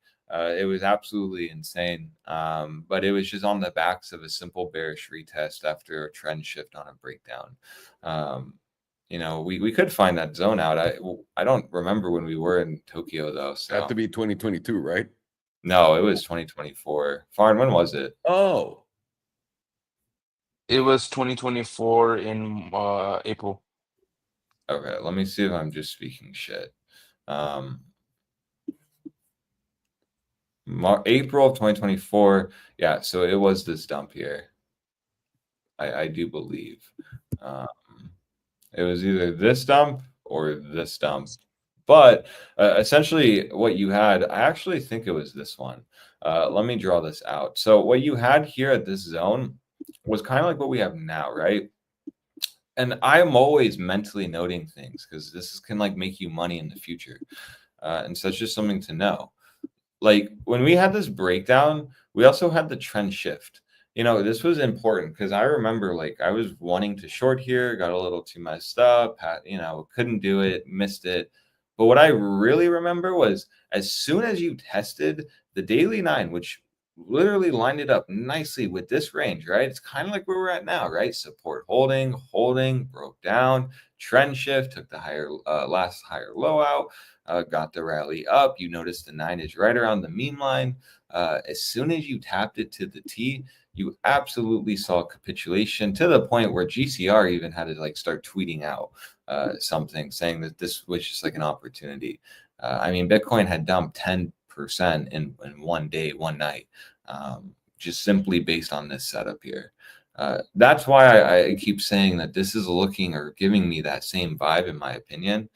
You'll also notice, we were in that breakdown posturing with the 38.2%. It's something to know. Daily BBWP wasn't even as low as we are now. It was basing on the 50%. So, from that bearish retest, that gave you a 17% move, which is significant, because from this point, if we did end up dumping, let's say, let's say 10 to 15%, be conservative, right? From this point, which is the daily 9, we said 10%, but I'll do 12, whatever. 73,600 is right around there. And then 15% is, you know, closer to the 70,000 mark. Now, if we end up doing my full plan of going to 65s, which I'll talk about that soon, not out of the question, it's around 22%. You're down $18,000 on Bitcoin. Why that definitely could occur, though, is just firstly, the weekly trend is shifted. So you'd have to gauge this low is it's gonna break this hammer, not this hammerhead, but this just low wick low is gonna be taken out, which is gonna lead to the capitulation down. The 2021 cycle high is right at 69,000. I've already explained this, but I do think too many people are going to long that. I do think from this point down from 2021 cycle high down to the weekly EMA 100, which remember, I told you to mentally note that, because remember when we had dumped to 49,000 here, we were talking at this point about how we want to see Bitcoin hit the weekly EMA 100. That didn't occur. We front ran it. I do think there's a really good chance now, for the first time in this entire bull market, we're going to hit it. See, the reaction of when we front ran it is very significant because we had pumped majorly from that point. So as how I view the charts is I have to gauge this as a major spot. I mean, front running this big zone that hard when I already wanted to go long. Yeah, that was very significant to see. Now, granted, you won't have a volatility setup probably on the weekly in favor of bulls, but I do think that, right, if we go to the 2021 cycle high, it's at $69,000. I don't think that's going to hold. I think we're going to see another little dump there. That's dump is going to be, I think, about 7 to 8%. Yeah, so that's like 7%. You know, anyone on like 15x or higher is going to be taken out. And then at that point, I do think everyone's going to flip very bearish because you should be bearish. You're under the 2021 cycle high. But at that point, I do believe that this scenario here will play out. So we'll go up, we'll test the zone 64.4, we'll capitulate down. I do personally think you'll get some reaction here, form another lower high, go down, test this, and then dump. At that point, I think we'll wait there for maybe a week. And then I think we're going to slingshot all the way back up to the 90s. Why? Because what you'll notice is on this weekly, this was major support. You know, Bitcoin is dirty like this, and it does work literally like this. What was support needs to get flipped into resistance. There's something weird with Bitcoin where it doesn't like to leave that undone, in my opinion. No retests, right? And you know what lines up with that? What? The check monthly? Out the yearly 5 EMA. Oh, cool. Let's see. Yearly 12 Those are my favorite to look at these days. I'm looking at everything there. 5. Beautiful. And the 9. Here, it's 9. 9 lines up with my bottom view, market bottom. 60,000. It's really nice. Check out the index. Yeah, I know. Let me get this then. Let me do this real fast. Move this. I'll move this. Okay, cool. Yeah, I mean, that's interesting. So you have the 9 at 61,200. Oh, wow. That's great confluence that we definitely could get a lower then for sure. This will move up too. This will move up actually a little bit into this monthly. It'd be nice. This yearly chart is the most bias fitting thing that I've seen today. Big bounce at low 60 and then bottom at 46. It'd be nice to see this go to 63, 64s, ultimate confirmation. You know, you essentially do this, go up, you then test here. You have then a monthly lower high leading to the lower low capitulation, where then we are going to see a multi-year consolidation for a very, very, very long time. Yes, I also agree with that it's going to take a while. It's not going to be a quickie. No, and it could literally be years, in my opinion. And then we can move up. This, though, is where generational wealth can be made if you trade it right. If you pay attention. If you understand. You're going to start trading Tamagotchis or something? I'm not trading that shit. What do you mean? Well, we wait? Yeah. There's always something to trade, especially now that we have BTCC. Crypto might be fucking dead, but the other companies we can definitely make money out of. All right, time to gamble on NVIDIA then. That's right. Even on the quarterly too, it's a fitting bias. Quarterly is closing, you're losing the support range. if we had the reaction on like that 12-hour daily of this getting lost, what would the reaction be on this 12-hour massive topping candle, losing the support range like I mentioned? So it's an SFP. If we want to be shallow with it into tomorrow, you really could get that rally up to like 84.4 on the new candle and then reject really hard. You see the 5 here is at 73, so that's great. Don't think that's going to hold, but it could. We shouldn't disregard that at all because we definitely could bottom there. But what I like is the 9 is here. Generally, Bitcoin does like to go under the 5 and hit the 9. Under the 5, hit the 9. Under the 5, hit the 9. You see that? Even here, under the 5, hit the 9. So it's not crazy, and that's sitting at 62,000, which again is lining up really nicely with just overall my Bitcoin view. So, as I was saying though, Bitcoin doesn't like to leave things not tested. It's like it's unfinished business for Bitcoin, and it doesn't like unfinished business. Legitimately could like dump all the way down and then rally all the way back up and then test it. Absolutely could do that. Just to get the retest, not that high, but closer to like 91s. Absolutely could do something like this and then test that, and then boom, now you have the bearish retest. This is just a lower high potentially on the quarterly, like we mentioned, or the yearly. And if that's a yearly, lower high, you absolutely want to go balls deep short on this play right here. That's like, that is going to be fun because your stop loss is just going to be simply 94.4. You could even take it here if you don't want to get liquidity grabbed at 96.4. But like, really, this is going to be a super easy trade in my opinion.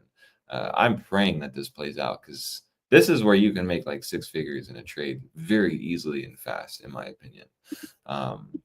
So it's fun. It's cooking. Bitcoin is cooking. Just saying personally, the weekly EMA 100 is going to be a magnet.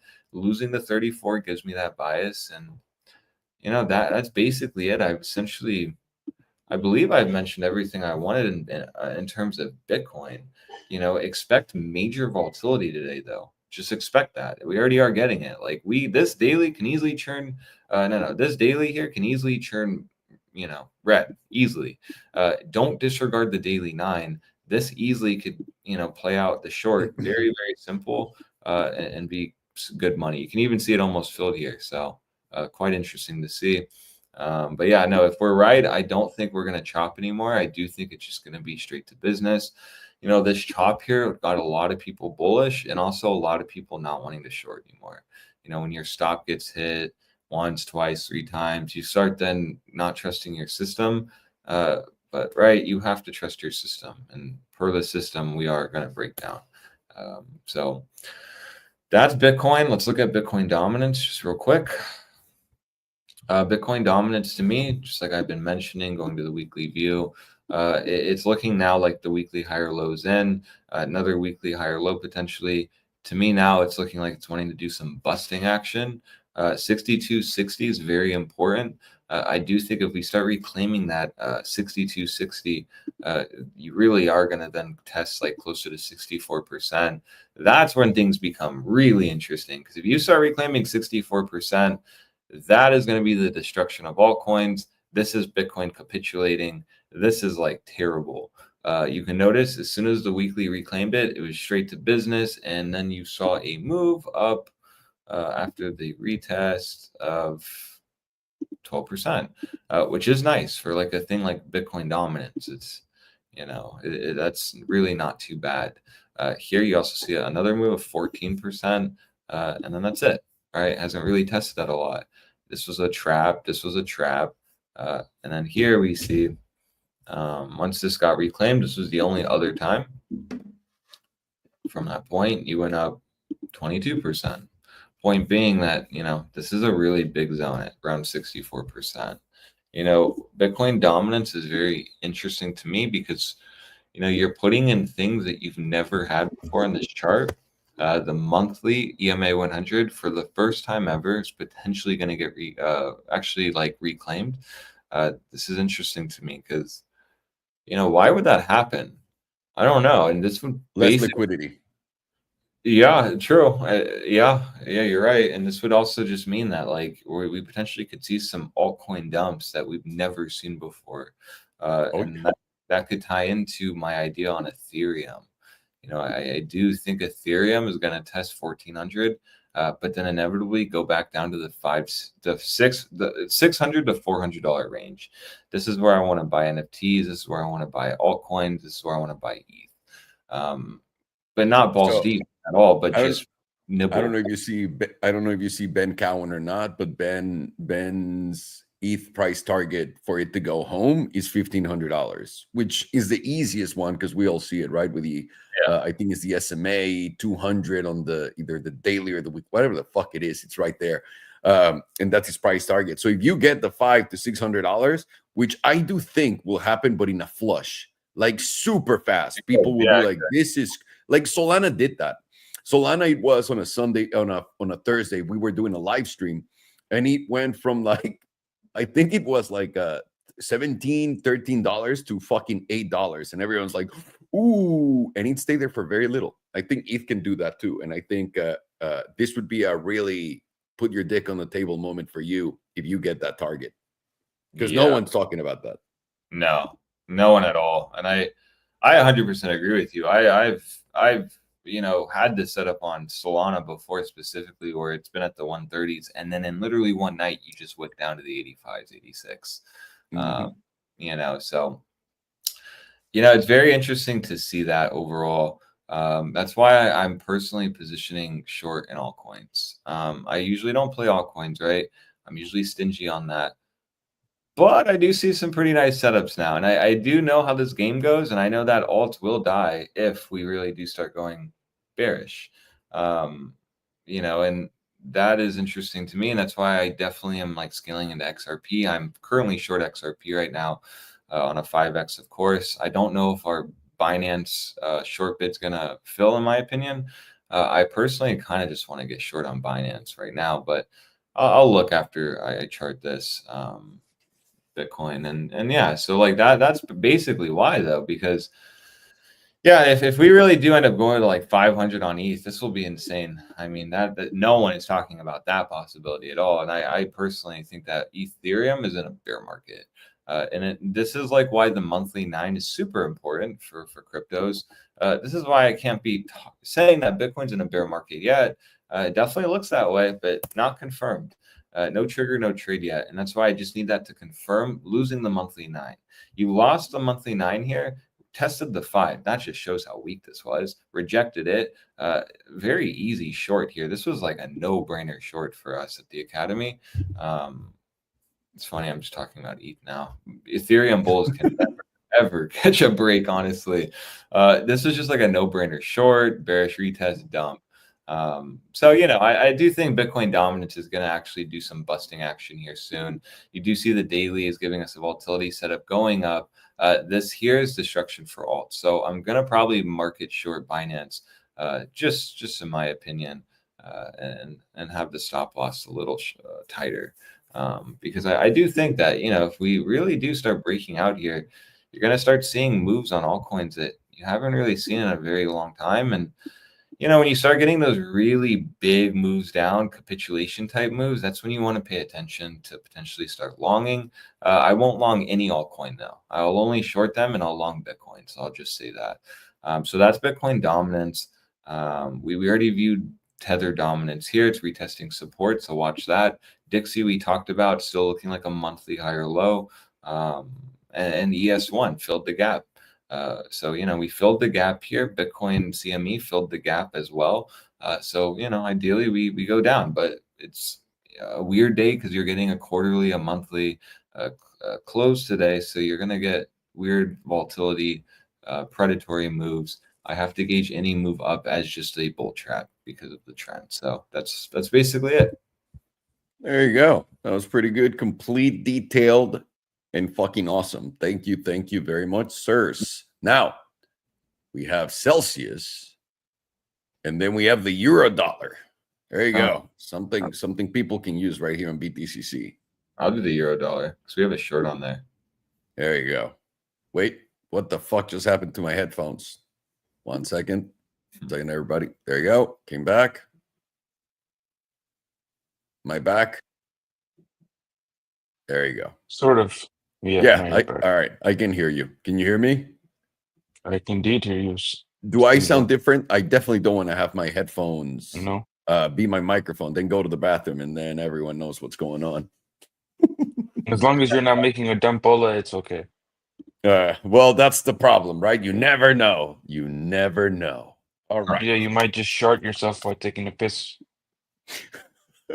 You know, weirder things have happened to me. That's nothing. At that point, that's not even a problem at my age.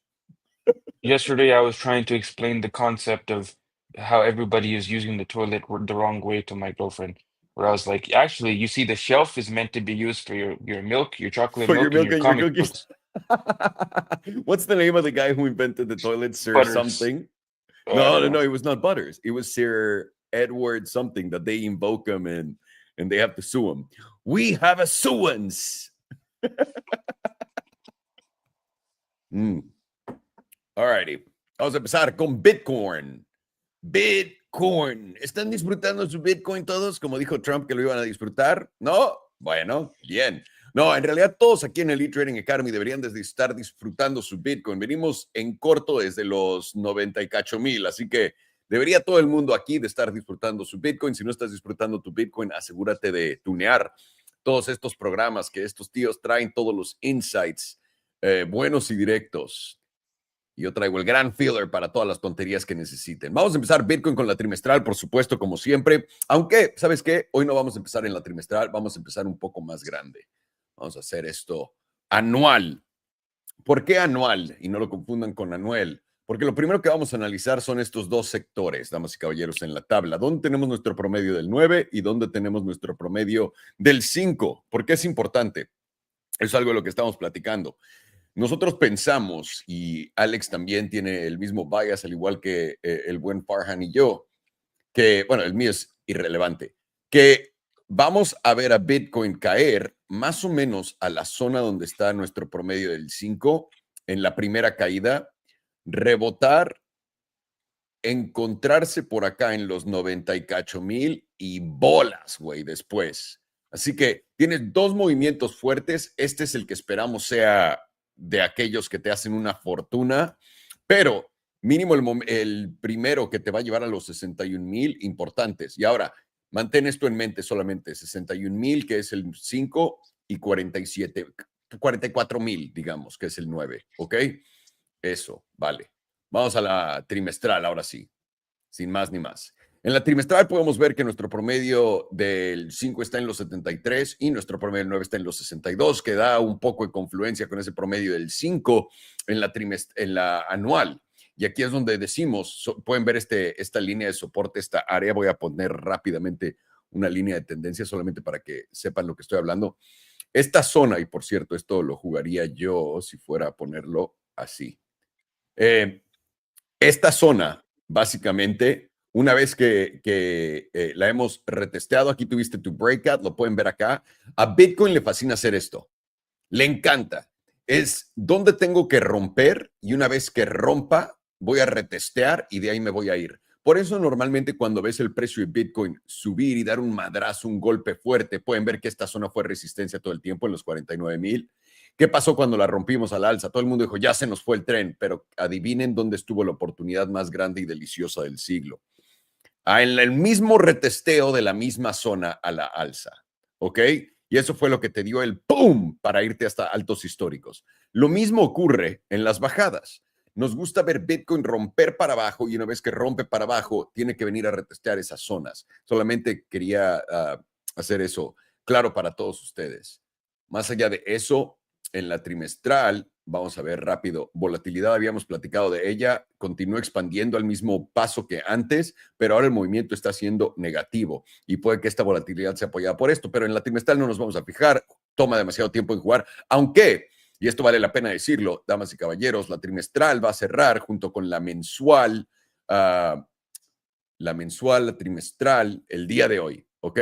Para que estén alertas. Por eso estamos viendo este tipo de rebotes. Podemos ver que nos rechazó la media justamente acá en los $101,000 y nuestro siguiente objetivo lógico debería de ser no nuestro promedio del 5 en los 73, pero sino que el 9 en los 61,962 que nos pone una vez más en confluencia con nuestro target por ahí. Y de ahí probablemente los 54,000 si es que perdemos los 62,000 y podríamos viajar hasta acá, aunque esto sería como un extra, es como nosotros lo vemos hasta ahora. Vamos a la mensual. Mensual, voy a quitar primero el HPDR rápido para ustedes, para que lo puedan ver limpio. Ok, en la mensual, ¿qué tenemos? ¿Qué es lo primero que estamos notando? Obviamente estamos en tendencias alcistas, continuamos, ¿no? A largo plazo, altos, altos más altos, bajos, bajos más altos, bajos más altos. Pero oficialmente estamos rompiendo toda este rango. Estábamos en este rango delicioso y podemos empezar a ver que se está rompiendo a la baja. No nada más eso. Tenemos nuestro primer aviso. Tenemos nuestro primer aviso perdiendo el promedio del 5 en la mensual, que está en 85,898, y nuestro promedio del 9, que está en 80,717. Estamos rangueando justo entre los dos. Lo pueden ver justamente acá. Déjenme, no me he hecho para atrás. Ahora, yo en realidad esperaría que esta vela en 8 horas y 36 minutos vaya a cerrar por debajo de esta en los 78,000. ¿Por qué estoy diciendo yo esto? Y ahora esto es completamente fuera de lo que han dicho Alex y Farhan, no me hagan caso. La razón por qué es porque eso confirmaría continuación a esta caída. Ahora no lo tiene que hacer, no tiene que, simplemente es para satisfacer mi caprichito y ya. Pero con eso dicho y hecho, pueden ver que perder el 5 es bastante importante. Después el rechazo del mismo, eso es otra vez otra zona importante. Y una vez que lleguemos aquí al 9 y lo perdamos en la mensual, es donde no le va a dar tiempo a nadie para meter las manos, ni a Michael Saylor con sus manitas chiquititas. ¿Ok? Eso dicho, les voy a poner 1, volatilidad. Volatilidad está yéndose al punto más bajo en toda la historia de esta tabla. Está retesteando esa zona una vez más. Vamos a ver qué tipo de setup nos va a dar acá. Recuerden que tenemos divergencia bajista en la mensual. Esta divergencia bajista está activa. En la trimestral tenemos 3 potenciales divergencias bajistas. Tenemos 2 confirmadas y una tercera que se va a dar. Esto es la mensual. La de 2 semanas, no, y vamos a ver el HPDR rápido. Mensual. Esto una vez más cierra en 8 horas, ¿ok? Y 35 minutos. Estamos justo siendo rechazados por la media. La media está en 83,000, casi 800. Y este rechazo en la media nos debería llevar mínimo al promedio del 9, si es que se llega a dar. Este rechazo del 9 también nos debería llevar a la parte baja de la zona azul, pero primero haciendo una parada en los $66,000, aunque tiene resistencia meme en los 69,000. Así que este rango se empieza a abrir y se empieza a ver fea la cosa para todos los miembros de la comunidad de Bitcoin, ¿no? Es mejor no pertenecer a ninguna comunidad y no ser miembro de absolutamente ninguna comunidad. Eso lo tengo que decir. En cripto y en inversiones, ¿por qué? Porque quieres apostar para arriba y para abajo. Puedes amar algo, pero, tío, es mucho más fluido este pedo así. Ok, esto es importante. ¿Por qué? La de 2 semanas nos está dando un setup de volatilidad por debajo del 15%, ¿ok? Cuando estos setups se dan, normalmente tienes un movimiento agresivo, lo pueden ver acá. Y justamente estamos regresando a crear otro de estos setups de nula volatilidad para después pasar el 15%. Vamos a estar pendiente, empieza a darnos setups de volatilidad en todas las temporalidades, hasta en las cortas. Y eso es algo que nos dice que un movimiento agresivo, sea donde sea, nosotros creemos que es a la baja, pero sea donde sea, está a punto de darse en las tablas. Ahora, esto es importante. ¿Por qué? Porque habíamos aguantado el promedio del 9 todo este viaje desde acá. Desde septiembre del 2024 no lo habíamos perdido. Y si lo habíamos perdido había sido por solamente una sesión. Y lo han visto en todas estas. Aún así que cerró en rojo, cerró por encima. Esta cerró por debajo, encima, debajo, encima, debajo, encima, encima, encima, encima. ¿Ok?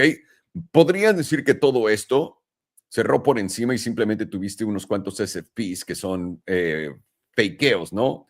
Desde ahí, antes, la última vez, vienes del mercado bajista que lo habías perdido. Ahora, tenemos el breakout. ¿Dónde está el breakout? Lo vienes a retestear. Esta zona en los $69,000, no les puedo explicar lo importante que es para el precio de Bitcoin, ¿ok? ¿Por qué? Porque normalmente cuando vienes, y es por eso que pensaría yo que esto nos debería de dar un impulso fuerte a la alza después, y ahora no sabemos hasta dónde, qué tan abajo puede llegar, esa va a ser la cosa. Pero cuando tienes toda esta consolidación de precio y no la puedes romper, una vez más, entraste acá, no, y hubo varias de estas que sentiste, güey, ya vamos a chingar, y no. ¿Qué hizo? Regresó por debajo y de ahí se impulsó al siguiente nivel. Y esto pasa, una vez más, al contrario. Esta zona que no habías podido romper a la baja, que te dijo esta vela en los 89,000, crítica, junto con esta otra vela, crítica. ¿Qué pasa cuando tienes el movimiento donde rompes este soporte que puedes ver acá? Rompes todo este soporte y caes. Ya todo el mundo dijo, se me fue el tren. Ahora, lo importante acá es esto. Y esto es algo que tenemos que ver cómo va a jugarse. El retesteo de esta zona, de este breakdown, ¿no? De este rompimiento a la baja, esta ruptura a la baja, ya lo retesteó acá en la de 2 semanas. Si ya lo retesteó acá, esto no tiene por qué ir al 9. Esto puede simplemente caer. Y el siguiente, una vez más, tu primer paso es el 21 en la de 2 semanas, segundo paso el 34 que está en 73. Volatilidad está, una vez más, dándonos ese setup y vamos a poner el HPDR para que lo puedan ver. Y en el HPDR podemos ver que no solamente fue el rechazo del 9, fue también el rechazo de la zona azul justamente acá. Esto se fue para arriba. Al irse para arriba, esto es bajista, ese movimiento es bajista. Tienes una vela topera que puede ser invalidada por encima de los $89,000. 89,000. Pero ¿dónde se da? Esta vela topera por debajo de $81,080. 81,080. Básicamente te daría una confirmación de que vas a caer más y este 78% tiene ojito, me está haciendo ojitos el cabrón, por aquí entre los 73 y 70,219. Semanal tenemos un poco de lo mismo, tenemos el retesteo que se ve acá, aunque de acá todo el mundo dijo, a huevo, ya chingamos, agarré el fondo, compré acá, fueron a ver videos de Alex Becker, todo el mundo encantado, alcista, escucharon a Scott diciéndoles que no iba a haber absolutamente nada de turbulencia en este vuelo y pito con el rechazo que te dio acá. Y es donde nosotros nos estamos apoyando en todos estos rechazos, todas estas rupturas que se ven tan complejas y es de cómo sabes dónde va a estar el short bueno, simplemente son esas zonas donde el precio ha aguantado fuertemente y ha movido fuertemente en una u otra dirección. Esa zona tiene que ser retesteada y ahí es donde nos encanta hacerle corto a esto y es por eso que han salido todos también. Y sí, han habido varios que nos sacan, pero güey, ustedes saben, los que están entrados en estos, si tienen su stop loss apretadito y pierdes en 7 trades, pero le pegas a uno de estos, la inflada es ridícula, ridícula. Así que no se desesperen, es parte de esto. Tiene que hacer que todo el mundo intente salir, desesperarse y después darte el movimiento. No te lo va a dar a la primera jamás. Y cuando te lo da, va a regresar a retestar la zona. Una vez más, acá estamos. Ahora, eso nos diría que no vamos a retestear este alto, que probablemente sean los 87, 86,000 a corto plazo, pero ya viendo cómo se está poniendo esto, tiene cara de que va a pelearse simplemente con el 34. Vamos a ver si puede acá estar al pendiente en los 83,600. Ahora, en cuanto a volatilidad se refiere, tenemos una expansión de volatilidad. Justamente acá estamos básicamente yendo de lado. No hay nada que nos diga este cero de volatilidad en la semanal. Vamos a la de 5 días. 5 días, volatilidad está por debajo del promedio, no tenemos nada ahí, tenemos el rechazo de la zona azul junto con el 34 y nos está tirando por debajo del 50%. Eso nos da un objetivo en los 81,700 y después los 80,300.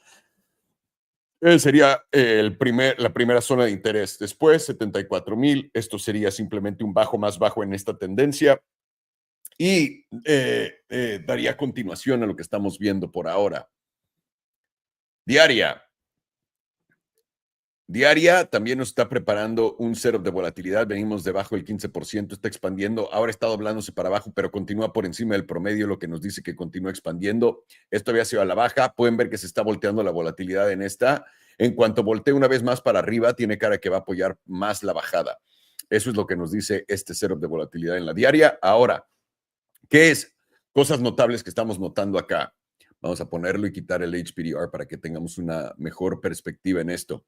Sencillo. Tenemos la resistencia meme que viene en diagonal, en bajada, la han visto todo este tiempo. Pum, desde acá, desde el alto histórico hasta acá. Tuvimos este SFP, ese SFP a la alza nos engañó no solamente con la línea meme en diagonal, pero también tomó el 34. Y al 34 también le hizo un SP junto con el 9 y el 21. Una vez que perdimos toda esta zona, y esta fue una de esas zonas importantes del breakdown, una vez que perdemos toda esta zona, los 85,000,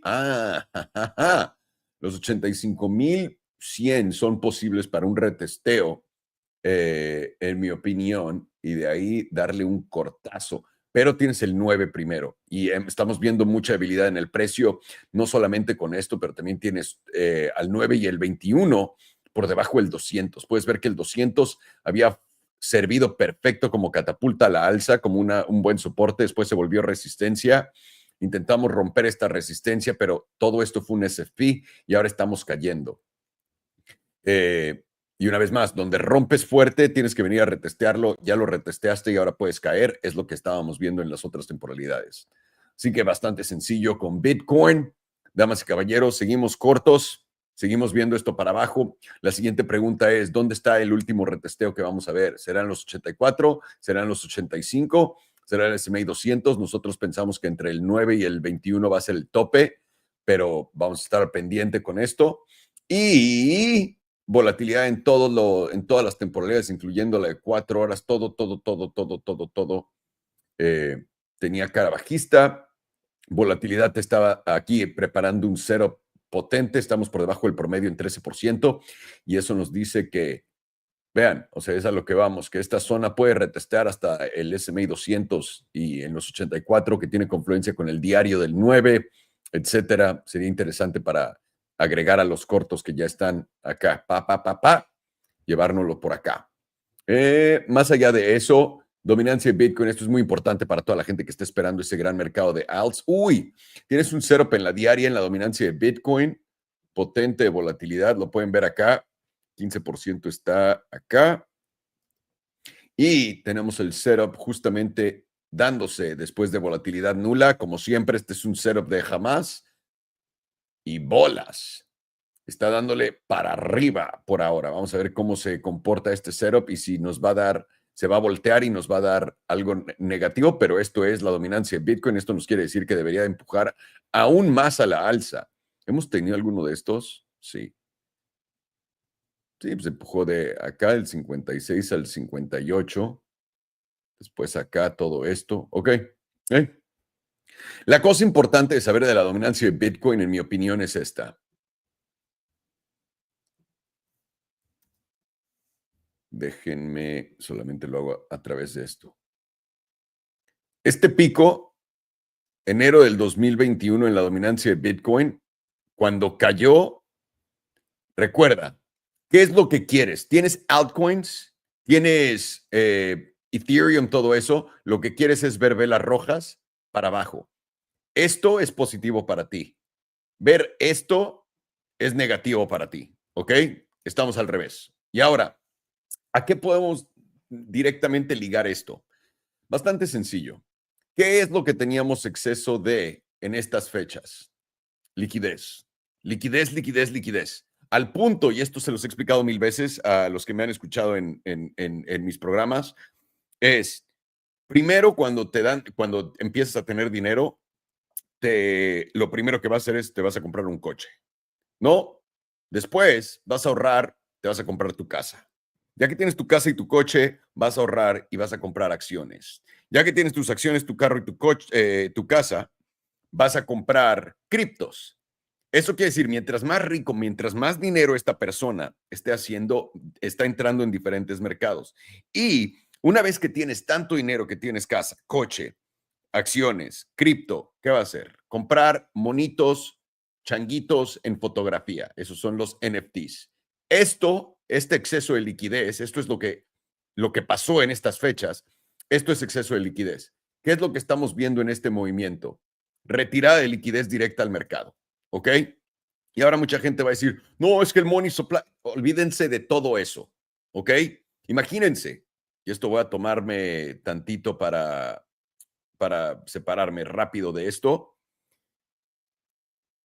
Imagínense que tengo esta compañía, se llama Water People, ¿no? Tengo mi empresa y es esta.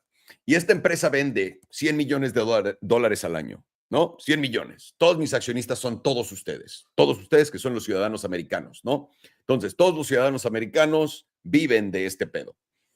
Pero un día se dan cuenta de que Water People es dueña del banco de Lumen, este es un banco, y este banco le está dando dinero gratis a todos mis clientes para que compren Water People. ¿Qué pasa si quito y retiro este banco? Mis ventas bajan. Esa es la liquidez del sistema. Eso es básicamente lo que estamos viendo acá. Por eso estás viendo justamente este movimiento, con todos estos setups potentes y lo alcista que se ve. Tiene cara que va a regresar al 70%. Esto, básicamente, esto sería una destrucción de liquidez total donde tendrían que imprimir un chingo de dinero, ¿ok? En el sistema. Ahora, ¿lo va a hacer Estados Unidos con todos? No sé. Pero por ahora lo que tienes que ver es este 34. Una vez que lo pases, esto va a destruir a todos los altcoins, pero a un grado que no has visto últimamente, ¿ok? Esto debería destruir todo eso. Y una vez que fondee, sea aquí haciendo un alto más bajo, aquí haciendo un doble techo, o acá en los 85%, una vez que eso pase, ahí es donde quieres comprar Ethereum, ahí es donde quieres comprar NFTs, todo. Personalmente creo que los NFTs van a regresar. El problema es que los NFTs nunca más volvieron a vivir este tipo de liquidez. Nunca. Desde que pasó una vez, que fue acá en octubre del 2020, hemos estado para abajo. Y esto fue este tipo de liquidez tan potente que fue inyectada en el mercado. O sea, mientras más abajo estés, más liquidez hay en el sistema. Mientras más arriba, menos. Y este fue el único movimiento que se dio esa vez. Desde entonces has estado bajando después de tocar este techo, si lo quieres ver así. Entonces, para la jugada de las alts, va a tener que ser ahí. Ahí lo tienen. Eso es Bitcoin, damas y caballeros. Vamos a ver. What's next? Celsius or the euro? Celsius, I think. Oh, yeah. I guess Celsius. Let me share my CLH, right? screen. The dog shit energy drink. Yeah. I'd rather drink bleach. At least when I get that bad taste, I die afterwards. Immediately. I think Celsius tastes good, but the problem is just what he does to your body, right? I think it tastes like shit. Do you try all flavors? I've tried like 5 or 6 different flavors Oh, that's because plenty. they used to give them out for free at what do you call it, fitness expos, and they had like big booths, and they would just hand them out like as many as you wanted. Took all the flavors that I was interested in, every single one, complete dog shit. Wow, that's no bueno. CLH, yes, indeed. All right. So I'll start with the quarterly right now. And on the quarterly, we have went down to the 21 EMA. We've closed below it and closed below the 38.2%. Yeah, but as of this moment, we are bouncing, and it's very close to giving us a bullish engulfing. It will give us a bullish engulfing if we close above $35.83, and it will be a deviation of this 21 EMA, which very likely at a minimum gives us a test of this 38.2%, which is around $47. But a lot more likely than since it's going to be the same setup as we had before with the 21 EMA, we ended up going to new cycle highs. That will likely take us to new all-time highs. And that would be a move to somewhere around $120 roughly into this area right here, right around this top 38.2%. The difference between this time here though, when we went to new cycle highs on the 21 EMA, is that we didn't close below the 38.2%. Where right now we did close below 38.2%. So it should make you on a little bit more of a cautionary outlook, where you should expect some type of even if we're bullish, some type of rejection on the first tap round of this 38.2%, and if we're gonna blast up to new highs, then we want it to close above 38.2% on the second try around. But the first time around is very likely probably going to be a rejection because we didn't lose it this time here. Right now, momentum is flipped to the downside in the quarterly. where it was as well flipped to the downside, and this time when it did go to new cycle high to the 21 EMA. But the difference is that right now it's within the bearish control zone, and that time around it didn't go into the bearish control zone. But the similarities are, however, that we're getting volatility expansion just like we were right there, and it's at the same point of volatility expansion. Did we have both? How was the Jewel at that point? Jewel was also in the sell signal at that point, just like we have right now. But the difference is now we have a God mode sell signal, which we did not have at that point. So that's 1 point of in favor of the bears. Monthly is flipping up on momentum, getting out of the bearish control zone with volatility coming down, starting the reset. The Jewel is losing its sell signal. We're getting back over the 38.2% and the 55 EMA. It's marked with a vertical line when the Jewel has lost the sell signal on the monthly within the bearish control zone. Not very many times. We're all the way back to 2011.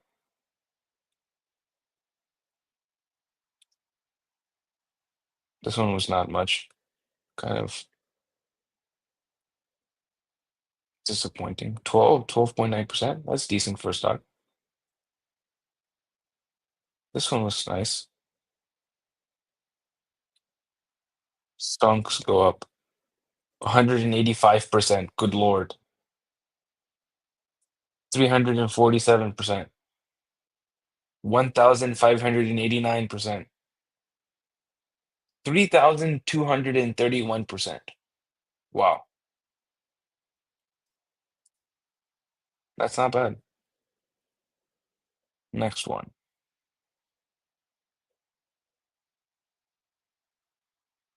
3,000% basically. Let's zoom out a little bit and take the actual number. 8,229%. God damn. I think you can just catch one of these and just sit back and retire and never take a single trade ever again.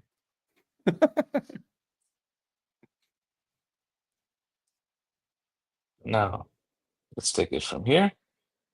Only 38%. That's nothing. Let's do a tranquilo number of 180%. Brings us to basically our current all-time highs, right around high 70s. How much would it be to percentage to take us to 120? Be about 300-ish%. One of the similar numbers we got before. Just for shits and giggles, I kind of want to take 2,000% on this.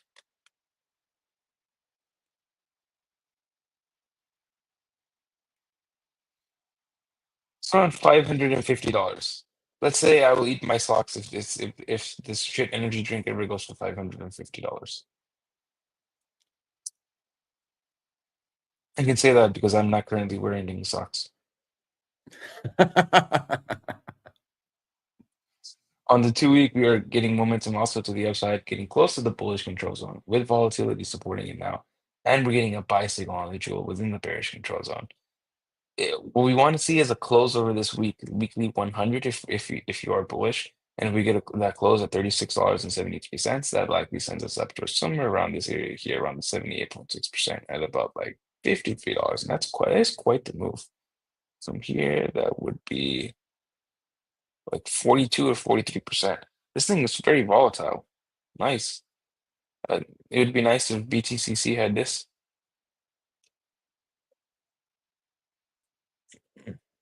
Weekly is also poised for a little bit higher, where the 9 is freshly crossing over the 21, which is not as powerful as super cross, but it does usually get you some type of reaction. And now we have the pretty nice dual buy signal where the pink is crossing above the yellow, the light blue is crossing out of the bearish control zone. Let's mark this with a vertical line, pink crossing above the yellow. And especially when you're getting it from this low, very powerful. This one is not going to be as powerful, but still an example.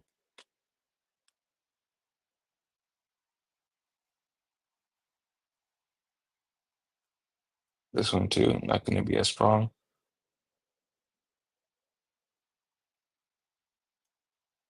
This one's closer.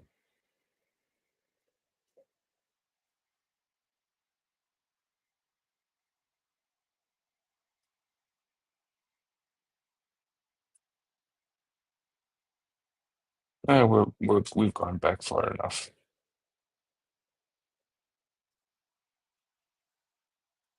Wow.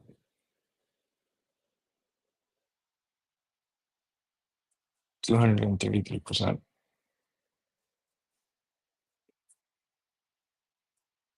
This one, not as much. 53%. That's still good percent. Oh wow. Amazing.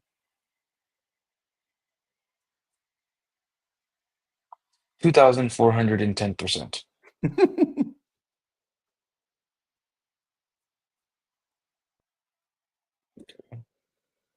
That's the top. Another 336%.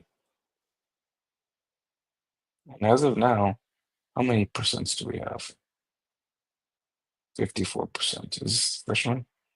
Yeah, this is what we have now. So we have 54%. So if we were to take it 330%,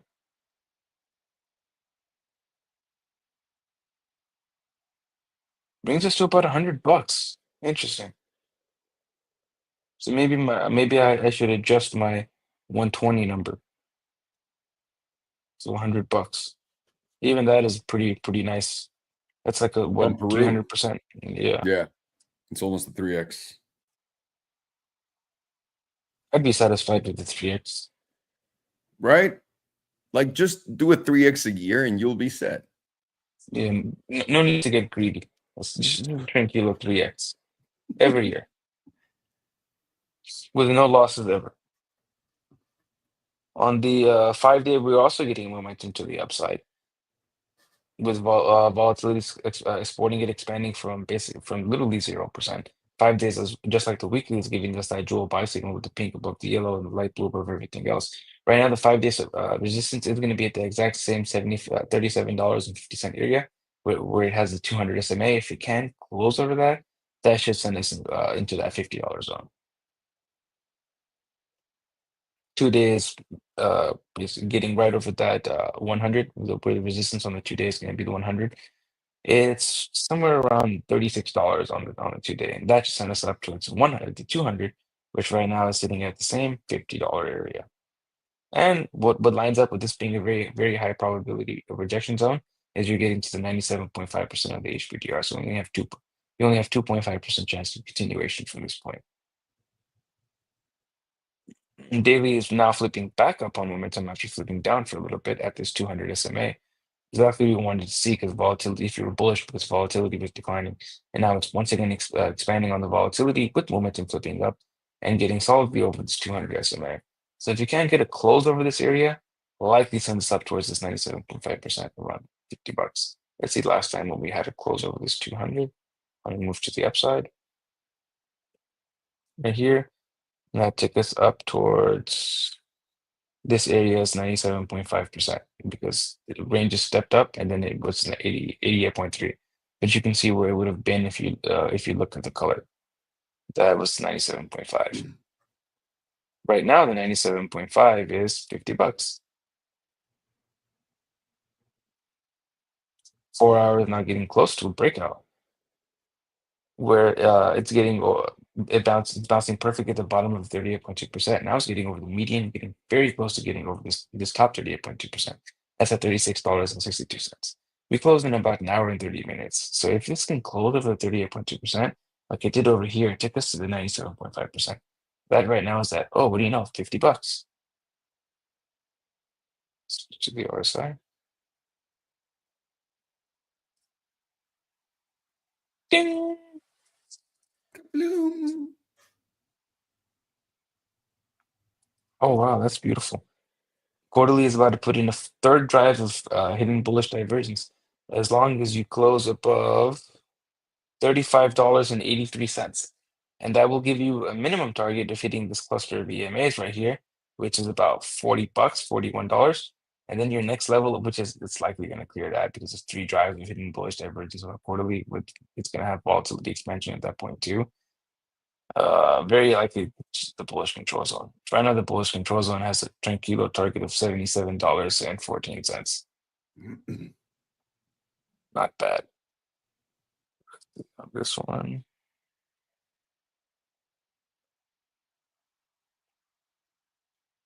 There would have been hidden bullish divergence, but monthly is in a downtrend, so it's not possible to have hidden bullish divergence in a downtrend.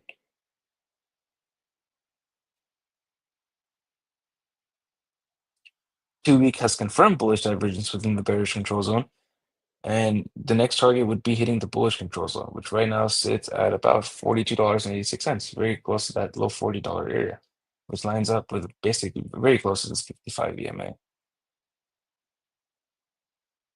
Weekly has confirmed many drives of bullish divergence. It's already getting into the bullish control zone. Bullish critical zone is a little bit unlikely because the number is quite comical at $155, but it is likely to come up to this 100 around like $41, $42.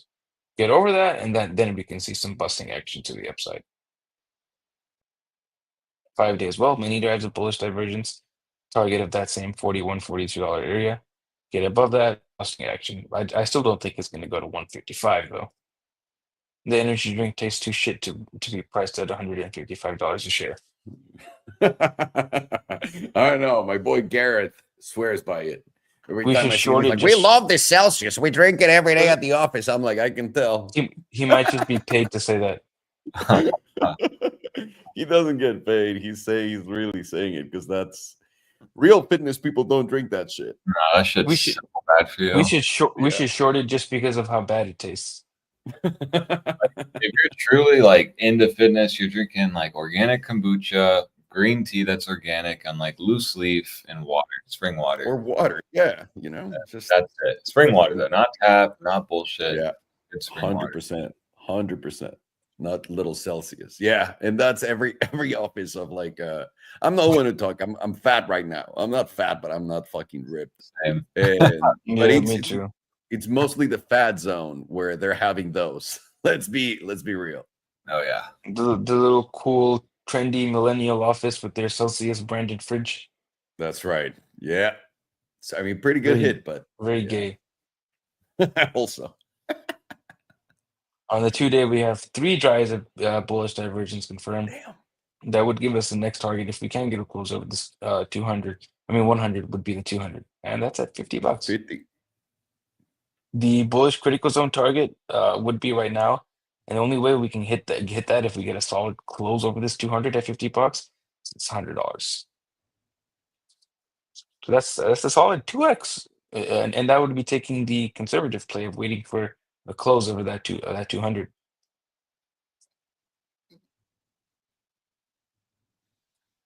For 4 hours is now about to put in a fresh drive of hidden bullish divergence. That would give us a target of the critical zone. Right now is at right in the 50s. I think this is going to update, but it's at $59.34. Switch to the momentum chart. Guaranteed $10 million or a 50% chance of $1 billion. Guaranteed what? 10 million or a 50% chance at $1 billion. I'll take the 10 million. Yeah, most people probably would. No, I don't think so. Really? It's $1 billion. But it's guaranteed. Second. What's up with my fucking headphones? All right, quarterly on Celsius. We are getting volatility contraction with this massive move to the downside. Pretty interesting to see volatility contract while price dumps 80%. Wow, that's amazing. And momentum is currently pointed down as long as we're below $81.82. Not only is momentum pointed down, but notice this: higher high, higher high, high, lower high. If confirmed bearish divergence on the quarterly. Right now, it's very easily arguable that it has played out because you've already come all the way down to the 21 EMA, and you've come down to the bearish control zone of the stochastic.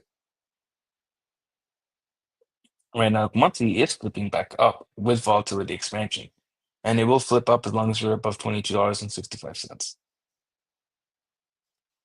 2-week is flipping back up with the derp of life getting out of the bearish control zone with volatility expansion above 21.65. Let's see the last derp of life. Last derp of life was right here. How much did we go up after that? About 81% immediately. and then 216%, and then 358%. The other Derp of Life was right here. This one was not very much. Still 26%.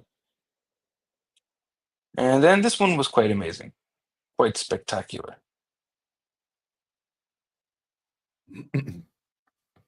2,823%. Probably not going to play out like that one again. And we were also flipping the DMI back green after being red for a long time. So that would be similar to this one here when we went up. I forget how much. And similar to this one whenever we went up that 2,000%. So let's apply the number that we got from here.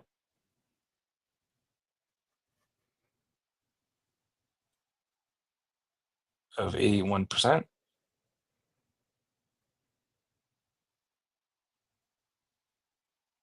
Brings us right around $50. Wow. Amazing. All right. What's the word in Spanish? I can't think of it right now. On the weekly, we're getting volatility expansion with momentum getting into the bullish control zone, Derp of Life, as long as we're above $29.04. 5 days giving us that setup. 0% volatility, expanding volatility, Derp of Life, entering the bullish control zone on the momentum and pointed up above 29.55. 2-day getting volatility expansion, giving us a double extreme now. Whereas we're pointed up, getting very close to volatility topping out, and we're pointed up above $31.25. Daily is giving us a double extreme, now starting to contract on volatility, while momentum is flipping down, and it's going to be flipped down below $36.26. If we can close over that, that'll flip us back up and give us one more move to the upside before we locally top. That might even take us up to $50. 4 hours, pretty close to now fully resetting on volatility, while momentum is very close to flipping back up. Come on, get the pivot. What the fuck? There we go. And it will flip up as long as we close over $35.59. So right now the monthly is on a downtrend, but the hope PM is that it's correcting down to the 100 SMA, and the quarterly is coming down to the 21, where it did find its bottom last time before we went to new all-time highs. And we're putting in bullish divergences and hitting bullish divergences in all of our higher time frames, the monthly, the quarterly, the 2-week, the weekly is all has it now. Momentum is starting to flip up after being down for the longest time. The monthly is now flipping up along with the bullish divergences. Momentum is starting to flip up on the low time frames, making it likely that we are going to get that move into somewhere around $40 to $42 before going any lower. And the real test is going to be if we can close over that $41 to $42, that'll take us to somewhere around $50. And that's going to be the last line in the sand for bears to reject it and take it down. Otherwise, this is probably going to go to new all-time highs. And right now, I am biased that this, at the very least, this is going to be a local bottom, and we're going to get a test somewhere around this zone. If it's going to be bearish, we're probably not going to immediately just go down from there. We're probably going to grind out some type of local high here and then dump. Right now, I'm thinking slightly more that it's probably going to go to get above that area and go to new all-time highs, despite my dislike for this company. Yeah, I mean, technicals are screaming up. It's just weird to think that anything that's a fancier product in this economy is going to sell better. But, you know, we're going to stick to the charts and stick our penises elsewhere. All right. I guess we'll all just go to fitness expos and line up for the free ones. Next to Joey Swole. It's Joey Swole, no? Or Jay Swole. Yeah. He's huge, but he's very short. He's always on posting a lot of drama. He's the guy that talks about, like, people at the gym don't understand that you're not going there to do anything other than work out. Like these girls. And he just criticizes those people, right? You know, he's 5'4". No, he's not. He's a midget. I don't know anything. I don't know anything. I like I said, I've only seen like 2 or 3 things that he does like that. I know Bradley and those guys, but yeah, Bradley is like 6'2" or 6'3". Yeah, Bradley's huge. Yeah, he's taller than I am. But Joey is like 5'4". Damn, that's fucked up. Most professional bodybuilders are short.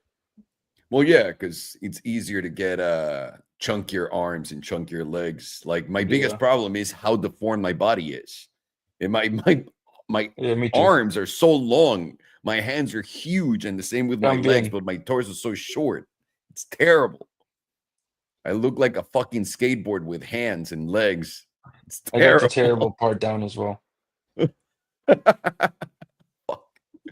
Alrighty. Okay, so we did Celsius already. Euro dollar.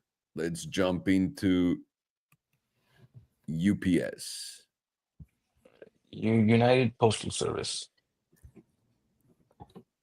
I believe that's what they're called. UPS, United Postal Service. Is that right? Yeah. Oh yeah, it Yeah. is. I'm right. Oh, it course. looks like dog shit. Wonderful. Excellent. Ok, estamos viendo Celsius. Vamos a hacerlo lo más rápido posible para que puedan tener la mayor cantidad de estos análisis en chinga. Hemos visto Celsius ha estado en una caída bastante brutal desde sus topes acá en el 2024 y desde entonces llegó a tocar un menos 78%. Normalmente para nosotros eso te dice entre un 85 y este tipo de movimiento es básicamente todo lo que tienes que saber. ¿Por qué? Porque estás a un descuento ya ridículo para una empresa que sigue siendo solvente y que está haciendo dinero. Pueden ver que veníamos en esta tendencia alcista que continúa. Y esto es la trimestral, donde estamos recuperando una vez más. Llegamos a retestear el promedio del 34. Fuimos a dar la finta de que nos íbamos a los $18.79. Tuvimos un fondo en los $21, básicamente, para Celsius. Desde entonces, y es más, me atrevería yo a borrar esta línea.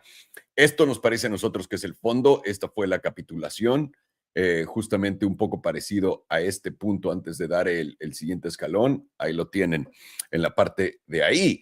Ahora, ¿qué es importante notar? Que tenemos esta vela que es bastante alcista. Estamos recuperando una vez más nuestro promedio del 21 y vamos a ir a buscar este promedio del 9 en los 40 con $41, ponle tú, en estos momentos. Se ve bien, se ve bastante bien en esta temporalidad, además de que hay divergencias alcistas en la trimestral, en la mensual, en la de 2 semanas, en la semanal. Todos los timeframes chonchos lo tienen. Vamos a la mensual. Mensual es un poco en la misma historia. Pueden ver por qué decimos que este fue el fronteo más grande que existe. Esta es una vela topera. Esta vela topera es confirmada con un cierre por debajo de los $21, pero nunca se dio. Y en vez, para confirmar que esta no es una vela topera y que fue solo un engaño, tienes que cerrar arriba de 34. Celsius está en 36. En la mensual, o sea, así de rápido lo quieres confirmar. Además, pueden ver que agarramos el promedio del 100, el EMA 100, que es el rojo, como soporte.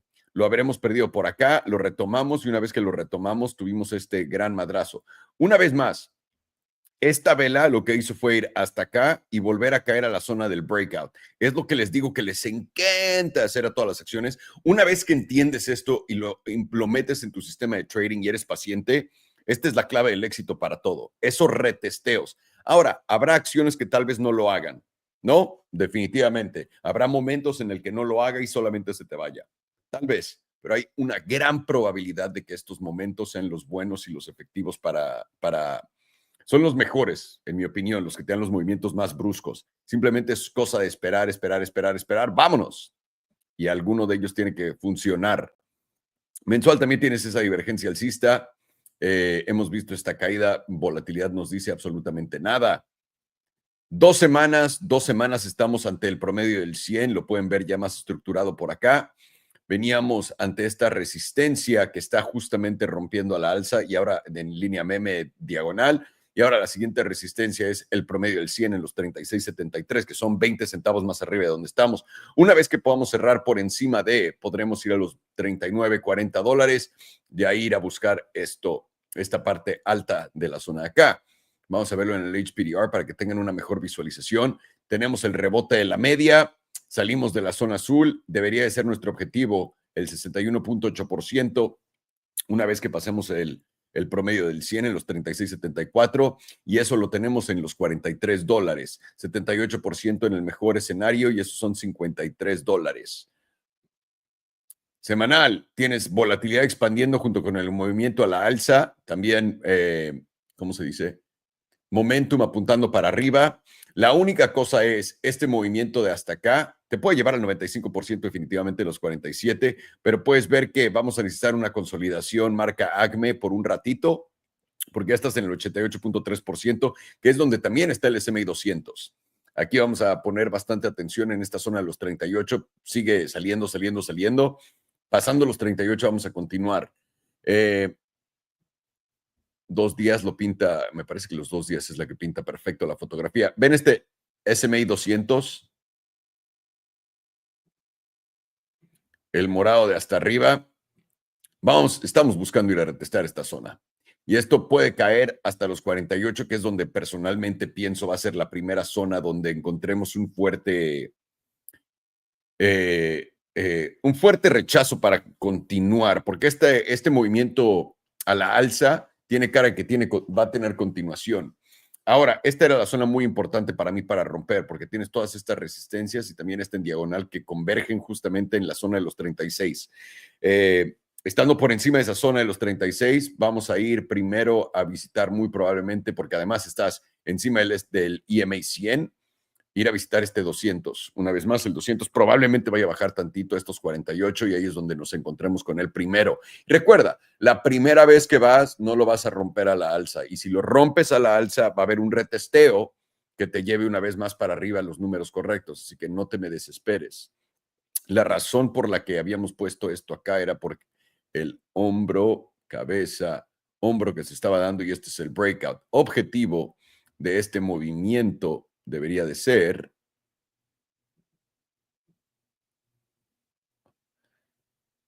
¡tarán! Los 47.67, $48 una vez más. Eso sería bastante efectivo. Además, también tienes al 9 cruzando por encima del 21. Esto te dice que hay fuerza en el movimiento. Vamos a la diaria. La diaria ya por encima del promedio de los 200. Estás muy encima de todos los demás. Tienes un cruce plateado a la alza. Retesteo de la 9 que está en 33 sería oportunidad. Lo que pensamos es que vas a poder continuar, pero tendrás un momento de consolidación por acá por un rato y después irte a ese objetivo de los 50 más o menos, $48 primero, y de ahí podemos llevarla paso a paso. Pero esta madre se ve alcista en todas las temporalidades, bastante bien. Alrighty, sir, we're ready for it. What's next? Euro dollar. Yeah. You know, it's quite nice. You know, euro to me is like, this will just sound really pretentious, but you know, it's like very like kindergarten trading. It's very easy, is what I mean. You know, we actually have an academy short running on euro. The entry was $1.084 to 1.08424. Now, what you'll notice is we actually caught basically the top of this. You know, if we move this to the side here, it's funny because our risk on euro was 0.09%. Nothing, literally. It's insane. Yeah, that's actually crazy. So yeah, no, we basically have filled today. Thank you, Larry Fink. The high of today was 1.084. So yeah, caught the top on that. You know, I do think euro is gonna come down. Now I was wrong on my timing a few days ago, right? When we were over here, it looked to me like we were gonna break down. Volatility on the higher time frames is really what I'm gauging, by the way. I still think that, you know, we need to be gauging this monthly close, because if we stay under the 34, to me, it's going to look just like a massive bearish retest with a nice liquidity grab up, which basically will mean that we are short at a very, very, very good spot on euro. I do think that this monthly is still expanding, and yes, it's plateauing a bit, but you know, this legitimately can go like this as soon as Dixie starts moving. Euro's at a very interesting spot, because what you'll notice is when it loses the 34, it does like to test it. And then ideally we break away from there, we start expanding on volatility, and we really start moving down, right? In this scenario, it's like as if the academy is short here. And at this point, once we do lose this, you know, it's like the academy is short here essentially. And, you know, we're basically in the midst of a major breakdown. From this point, I mean, euro dumped 17%, which is absolutely absurd for Forex. Like that is like a major trade for Forex. So, I mean, if we can take this 0.09% risk stop loss trade, I do think there's a really high chance that we close under the 34 today on the monthly. If we do so, you need to be gauging that as a rejection zone.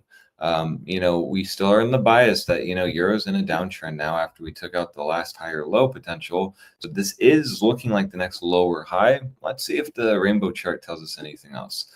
Not that. Where is the HPDR? Oh, did I delete it? That's a little strange, actually.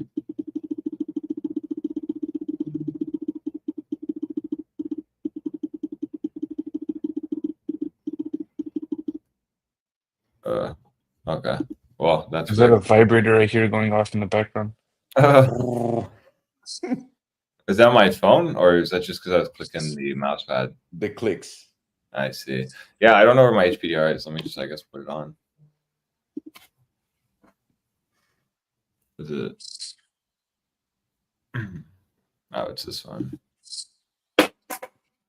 Check my phone. Okay, cool. Right now, this isn't it. No. Okay. Yeah, this is turning into an L. Yo, Farn, which one is it? I'll tell you too. 1 second. Historical price delta range bands. Okay, sweet. And then I know my settings are wrong, so if one of you guys could help me. Double click it and put the sampling link to 7. Sweet. Okay, and that's basically how it is for you? Yep. Okay, sweet. All right, yeah, that is very weird. I don't know why. I know I went back so much. Hopefully I didn't mess anything up that I just recently charted. But, you know, essentially that's what we're gauging on Euro. Now we can see here, Euro is actually, the median's greatly moved up. So we'll have to gauge where this shifts into, you know, the close, because it is welcoming that we are reclaiming the 50% here. Technically you would get the move to the median, but we'll have to see where this shifts, because it's a monthly and this will be very important. Let me check here the quarterly. Quarterly is interesting, actually. Still under the median, under the quarterly SMA 200, and really you have the potential to lose the quarterly 9 here. Again, just playing into the idea that this was the bearish retest. This is the major lower high. This is where you want to get positioned on Euro.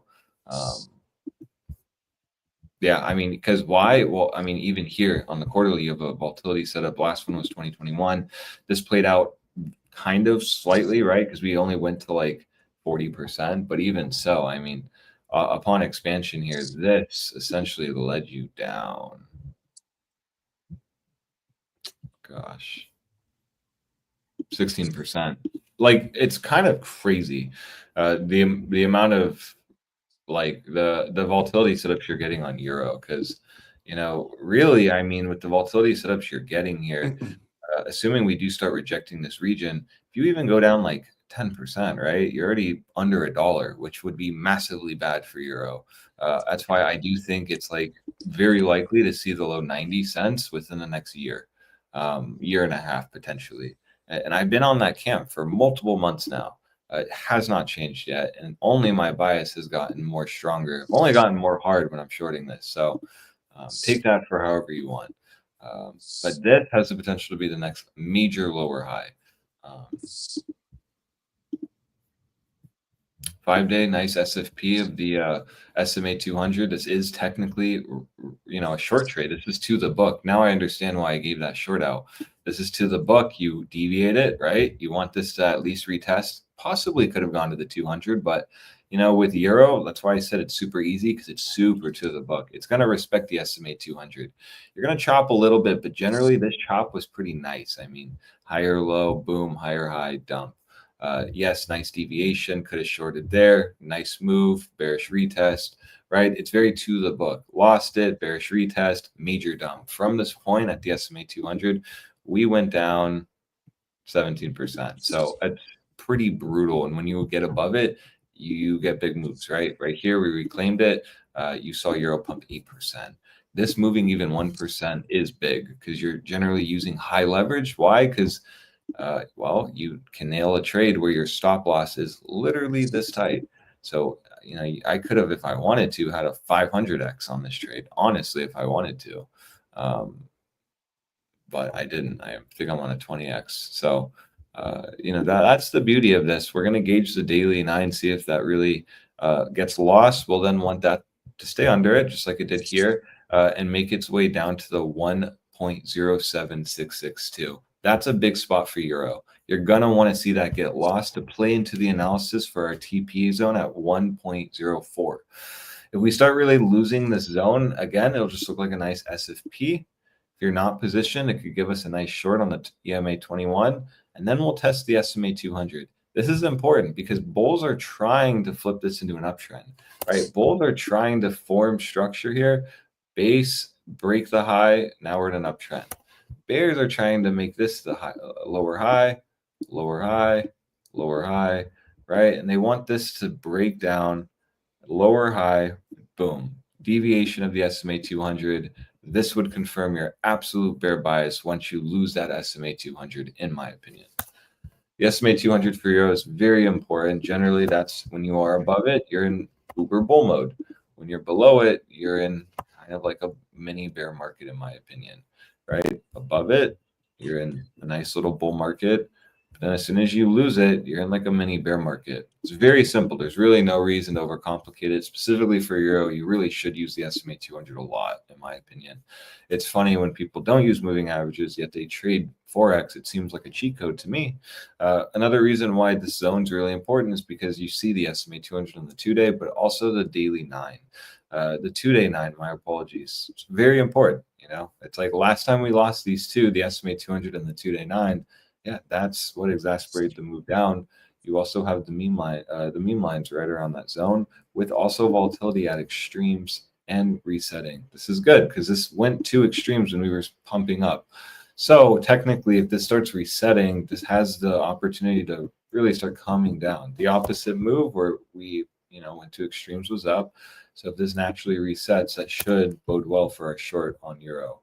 But remember, it's in a tricky spot. So we you know, are short nicely at a good position for the academy, but you're going to want to be really watching this 107 region, 1077 region, essentially. That's going to be very important for us to lose. Just simply on the daily and the 2-day, that'll just be like a good reason to, you know, really think we're going to nuke down at very minimum to like the 106 region. Oh, look at that. And you even see on the 2-day here, it's just like brewing that breakdown. Volatility at extremes, possibly could reset here, you know, 50%. Bottom of the blue zones are right here. I do think, Farn, isn't my, or Alejandro, I think my ranges are wrong because it was Fibonacci, right? Let Yeah. me see. Do you want me to give you the ranges? Give me 1 second. Yeah, if you guys don't mind. Yeah. I know this is the Here. Okay. Then 15%. There you go. So number 2 is 50, number 3 is 61.8. Number 4 is 78.6. Okay. Number 5 is 88.3. All right. 6 is 95. Sweet. 7 is 97.5. Nice. And 8 is 100.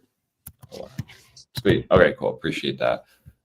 Yeah, so I mean, you are actually, see that changes things now, because now you are actually in that breakdown posturing on the 2-day. So this gives you actually more of a bias that into this 2-day, you know, if we stay under this, it's going to really greatly increase the chances of us breaking down, losing support, losing the SMA 200, and actually seeing volatility reset.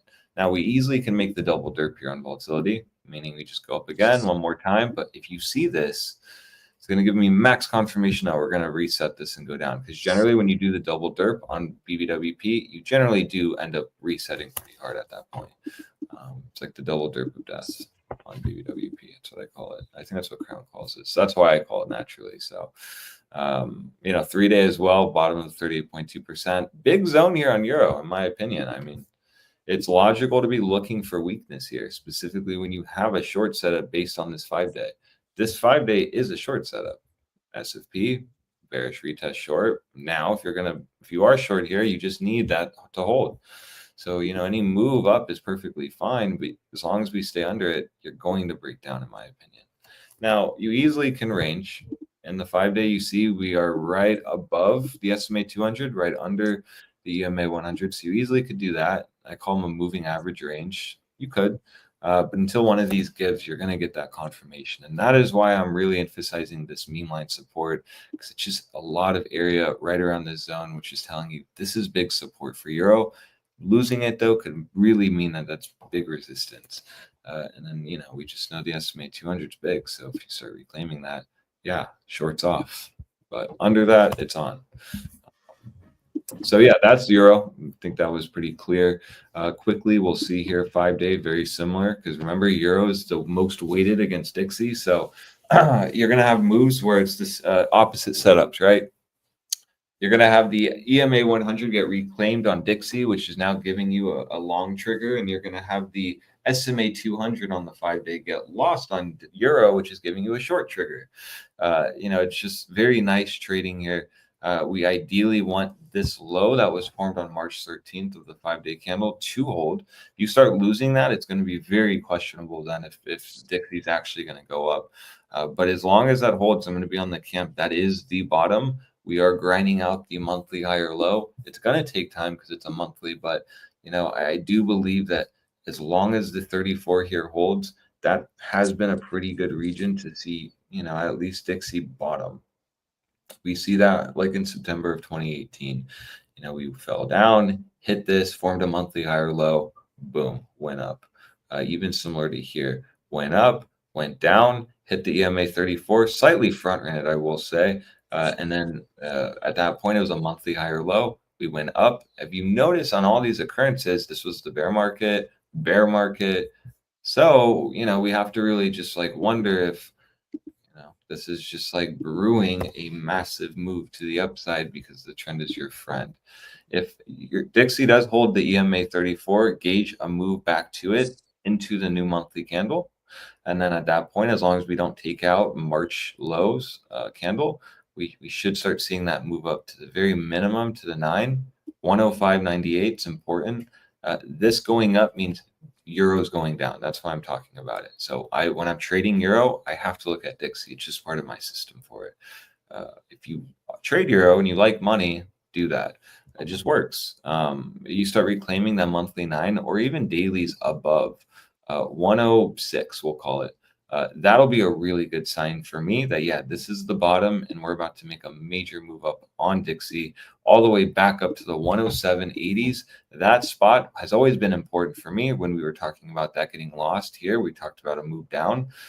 We wanted this zone to hold. It didn't. Instead, it went lower. But if we do reach the zone at 107.85, this is it. Like, you reclaim that, you're going to see a major move up on Dixie. You're going to break above $110. That would be insane. You haven't seen that since 2022. And that would be your higher high break. So, you know, it's cooking here. It's cooking. I mean, monthly here is still firing off. So you have to have the bias that if this is the higher low, we're going to bust up very soon. Let me see here. Resetting. Okay. Boom, boom, boom, resetting, which means that, you know, we essentially we're coming down, but this could easily, you know, keep moving down, shifts in the bull's favor, and we start moving up while the 2-week resets. But very much like the euro, you're still getting pretty high time frame BBWP setups. Let's check the 3-month. This is going to be reset into the next quarter, which is very significant. The quarterly expanding on volatility has been pivotal moments for Dixie. But something to note is it can stay in this posturing for a very long time. This was years. But when you do get the busting action, it's insane. Here you'll notice as well, a few years of consolidation and then busted up. And these two were bullish moves to the upside. This was a bearish move to the downside. It was like, you know, 50-50, like, yeah, it worked. I mean, it moved down. Yeah, this was a good move, 17% down. And then here, one upside move. And that's it. So you've actually only had 3 setups. You have had one. This was a failed one here. I'll still show it. Gosh. Hello? Yeah, sorry. Stupid phone. Is that Scott? Hey, yeah. Alex, I'm just calling you to let you know that the tailwinds are still going. Okay, just don't lose faith. Don't lose faith. Go Muchas long. gracias, Mr. Milker. Go long. Milker. Formula One. Scuderia Ferrari. What I'm saying though is that this had a field setup here, so it like started to expand. Let me see here. So boom. Yeah, so it was a failed one. It was like a bull trap, in my opinion. Still went up 3%, took the wick out, and then dumped.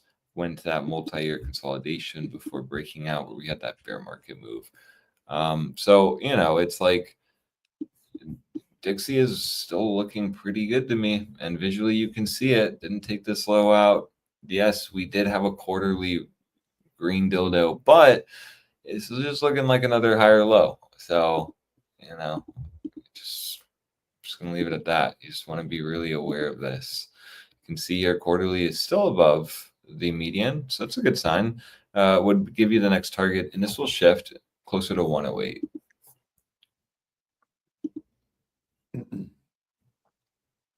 And look at this. More confluence to this being the next major higher low is the fact that if we are really going to be bullish here, you're going to really want to gauge Dixie to hold this. This is, the breakout zone, right? This is like, we're really going to bust up and really do some damage on Dixie. This level should hold, and currently we are above it. Today's daily is going to be extremely important. If we stay above the 38.2%, that to me will still mean that, yes, we are breaking out. Volatility is still firing off. This really could start moving in the next 3 months to the upside. The last occurrence we had something similar was, here broke out, and you see we didn't even test the 38.2%. But the point being, once you do break above the 38.2% on the HBDR view of the monthly Dixie chart, you do just go up. I mean, this was just insane. And then consolidation. You could even make the argument this is like a major bear flag. But I won't go into that. And then, you see even here, you essentially opened under it, rejected it, and then after that, you just had multiple months of down. Multiple months of down. Like this monthly HBDR view shows you that when this does break the 38.2%, you do nothing but trend in that direction. So again, you broke to the upside, multiple months of just straight up. And even here on the choppy scenario, broke out, retested, and then at this point you still had 1, 2, 3 months of up, 3 months of consolidation, and then 1 month of just a major green dildo, 5% up. So it's important here too as well, just multiple months. So the point being, it's significant that right now on Dixie we are holding this zone. This gives me even more bias that really Euro next quarter could be doing some interesting things. So yeah, that's it. Watch Euro monthly 30 EMA 34. Dixie will be gauging this zone here, EMA 34 on Dixie, and also the 38.2%. We need this to hold. If this does not hold, this could easily shift up. We could do it into April, absolutely. But the easy trade will be if this holds, and into April we start trending back up for that higher high break. If this does, then that'll really mean that Euro is about to honestly capitulate down. I was just early here. This was just a nice trap scenario. We got the lower high. We're short now. And I do think, the vibe here that I had hasn't changed. This just gives us a better opportunity to make money. I still, in my personal opinion, think this is going to occur. And then you're going to break down, rally up, and then capitulate. Go to 96. And then at that point, I think we'll do this and then go up. Just in my opinion, no way. I thought that was the low. I think you're going to go up, retest, and then dump. I do think Euro. This is what I've been saying. I do think we're going to be going to 92s to 90 cents on Euro, and this probably means the peso is at $24 to $25. So yeah, that's all I have on this.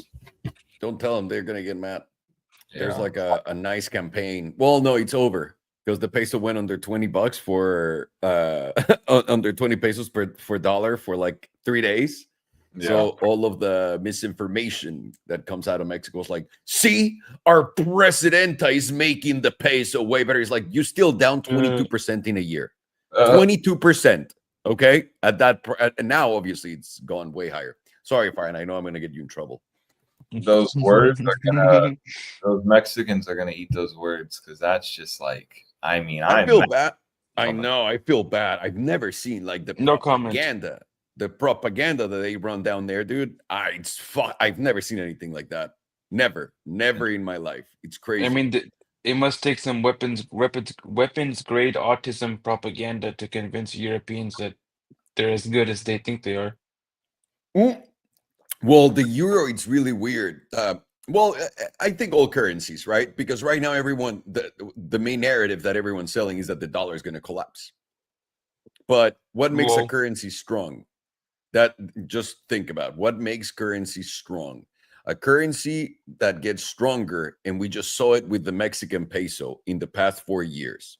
You cut spending, whether you do it for one reason or another, and then you bring and in Mexico they had nearshoring, which means a lot of people open a company so that they could sell products instead of going to China. So you bring more business to your country and you reduce spending. That creates a stronger currency. Can you guys please tell me the two things that we're doing right now in the United States? We're bringing all of the car makers, right? Like now people see it. When I started saying you're going to see all the car makers come to the US, everyone's like, these dudes fucking crazy. They're going to stay where they are. Okay. Hyundai already said President Trump will suck your balls $20 billion. Let's do this. And Honda's doing the same thing. Toyota, everybody. So now if that's just like the car world, everything else is coming to the US. And we're not nearshoring, we're soaring up in this bitch, and we're cutting costs. Our currency is going to fucking destroy everyone. And by the way, that's going to be a mega problem for everyone else. Mega, because a strong dollar like that will absolutely decimate everyone else. But they'll enjoy it. Larry Fink already said that the dollar is going down, so we can just trust that. I, for one, welcome a strong dollar. Me too, because you know what? I have most of my money in dollars. So I'll take it. All righty. Thank you, sir. And also, we're doing Amazon after, Alex. Sweet. Thank you. Ok, estamos viendo al euro. Damas y caballeros, esto es una lección que acabamos de justamente dar en español, digo en inglés, pero para todo el mundo que lo sepan. Uno, ¿a alguien se le hace que esto está en una tendencia alcista? No. Altos, altos más bajos, altos más bajos, altos más bajos, altos más bajos, definitivamente no. Bajos, bajos más bajos, bajos más bajos, bajos más bajos. Yo no diría que estamos en una tendencia alcista, pero cada quien puede decir lo que quiera, señores. Voy a quitar esto, no me interesan ya estos canales, esto es más fácil de esta forma. Ahora, ¿qué es lo que hace? Y muy importantemente, identificar esto en tu país. ¿Qué es lo que hace? ¿Qué es lo que hace una moneda fuerte? Vamos solamente a regresar a hace 2 años. Esto me encanta porque es la historia que se repite. Vamos a regresar solamente hace 2 años. Cuando México vivió el peso más fuerte que ha vivido o la recuperación del peso más dura que ha visto en toda su vida. ¿Por qué vio esa recuperación? Y ahorita se los voy a poner en una tabla. Porque México hizo 2 cosas. Te guste o no, por razón X, Y o Z, correcta o no correcta, dejaron de gastar a la misma velocidad que estaban gastando antes. Redujeron esos gastos. Eso es la primera cosa que hicieron, ¿ok? ¿Cuál fue la segunda cosa que hicieron? Trajeron industrias de fuera a México. ¿Por qué? Se llama nearshoring. Lo hicimos porque queríamos traer todo el comercio de China cerca de nosotros a México. En México se volvieron muy inteligentes. Dijeron, güey, aquí hay negocio, lo traemos a Estados Unidos, más barato, etcétera. Y eso fue lo que pasó. ¿Qué causó eso? Que el dólar fuera de 25 y ahora, es que esto es una clase, cabrones. Clase. Oye, brother. Ok. Esto, damas y caballeros, es el 2020, ¿no? Cuando todo está perdido, a literalmente el fondo en los 16 pesos por dólar. Todo este camino, menos gasto, más industria. estos son edificios, ¿no? Muy bonitos que estoy dibujando por acá y tienen ventanas y puertas muy grandes. Acá, aquí está la puerta del edificio y sus ventanitas. ¿Ok? Más comercio, menos gasto. Eso es lo que estamos analizando en este momento. Ahora, para todo el mundo que está, y discúlpenme, si ustedes creen en lo que les están contando en México está perfecto, no vengo a convencerlos de que no. Pero en México estamos corriendo la mejor propaganda de la historia. Y esa de la mejor propaganda de la historia también la estamos corriendo en Estados Unidos, aunque no es tan potente como la de México. No sé cómo le hagan en México, pero es buenísima. En Estados Unidos acaba de salir Larry Fink de BlackRock. El dólar se va a ir a cero. Tienes que comprar todo Bitcoin. Ok, el dólar se va a ir a cero. Todo el mundo te está diciendo que el dólar va a valer verga. ¿Sí o no? Todos. El dólar va a perder la reserva de valor. El dólar se va a ir al culo. El dólar a cero. Vale, perfecto. Ok. Si en México tuvimos un movimiento del peso contra el dólar, por las razones que te dije, de principio a fin de 36%, 36%, ¿ok? 36%. De 25 pesos por dólar, se fue a 16. ¿Ok? 36%. ¿Qué va a pasar con Estados Unidos? Y esto va a ser importante pronto para ustedes. ¿Qué va a pasar con el dólar ahora que vamos literalmente a hacer lo contrario? Tenemos este fondo. Perdón, no, eso no es lo que quería agarrar. No sé qué estoy haciendo en estos momentos. Ok. Tenemos este hermoso fondo en el dólar por acá. O lo podemos tomar de acá, lo que quieras. Yo lo tomaría de acá el septiembre de 2024. La razón por qué es porque esto es cuando sabemos ya casi que Trump va a venir. Y esto es lo que le sigue. Este ajuste es el equivalente al pre-recesión o recesión. Esto es, recuerden que el dólar va en contra de las demás monedas, no en contra del oro. El dólar en contra del oro está bajando. Pero si nosotros, con el dólar, damas y caballeros, vamos a, y se las voy a poner más claras así, si nuestro hermoso dólar está aquí el día de hoy y vamos a hacer lo mismo que México, dame un 36%. 142. Dame la mitad. Dame, ¿cuál es la mitad? 18. 123. Y esto no va a ser posible, ¿por qué? Todo el mundo, recuerda, una vez más, olvídate de todo lo que viste en la televisión. Lo acabas de ver con México. México corta gasto e instantáneamente trae nueva industria. ¿Qué es lo que pasa con el peso? Se aprecia 36% contra el dólar. Díganme, vámonos al euro rápidamente. Vamos a disfrutar del euro. Díganme qué está haciendo Europa para atraer más negocios. Y díganme que Europa está recortando el gasto de gobierno. No, quiere imprimir 850,000 millones de euros. Ok, entonces vamos a poner al euro y darle el tratamiento del dólar o del peso al revés. No vamos a mamárnosla y vamos a ponerlo desde acá, aunque esto debería de ser desde acá. Vamos a usar el 2021 como referencia. Un 36% te lleva a €1 en 80 centavos, más o menos a este punto. Y creo que pueden ver dónde está justamente ese intercambio de manos ahí. Ok, con eso entendido, quiero que vean justamente esto. Y a mí me gusta ver Forex en 6 meses.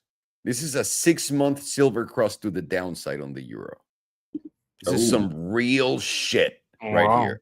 I like watching my Forex in 6-month intervals because it's so slow.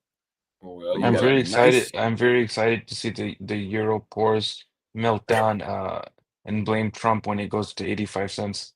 Oh, they absolutely will. And then we vacation in Europe. That's right. For nothing, boys. For nothing. We're going for a month to Florence. We're all around Italy, to be honest. I'm down. I'm down. Some fucking fresh pizza and pasta. Call me. Yeah, honestly. Call me in. Tenemos un cruce plateado a la baja, damas y caballeros, en el euro. No nada más eso, una vez más, esto es una tabla de 6 meses. No voy a meterme en mucho análisis, es bastante sencillo, lo tienes que ver acá. Es así de lento que se mueve esto. Entonces tenemos tope del euro en el 2007, altos más bajos en el 2012, altos más bajos en el 2015, altos más bajos en el 2018. Y ahora todo esto tuvo bajos más bajos. Los bajos continúan hasta acá el 2022, ¿ok? Y también los altos más bajos continúan, ¿ok? Los altos más bajos continúan. Tienes tu cruce plateado a la baja justamente acá y continúas acá una vez más haciendo tu alto más bajo, justamente en esta zona, ¿ok? ¿Qué pasa cuando tienes un cruce plateado a la baja? Y por cierto, by the way, this is the first silver cross in the 6-month chart that's ever happened to the downside or to the upside on this chart. So that should be significant, but not a lot of data. ¿Qué pasa cuando tienes el primer cruce plateado a la baja en el euro? ¿Qué es lo que decimos siempre? Tu retesteo del 9 es donde quieres entrar en corto. Retesteo del 9, entrar en corto, retesteo del 9.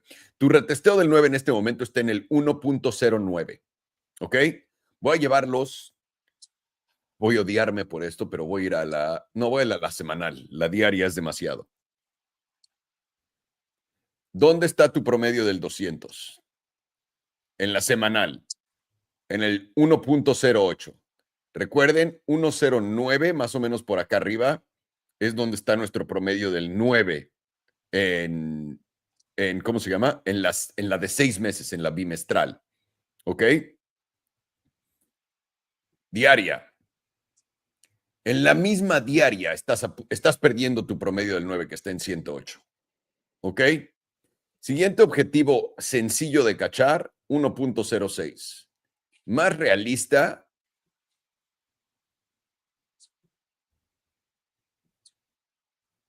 Más realista, no la puedes ver. Sí, todo está aquí en el 109.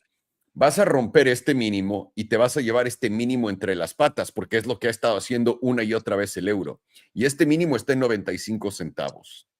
Estamos mal si eliminas este máximo en 1.12. Eso es la primera indicación. Es más, no te vayas tan lejos. Sí, 1.12. 1.12. En 1.12 sabemos que estamos mal, la cagamos y el euro va a subir muchísimo y el dólar va a bajar.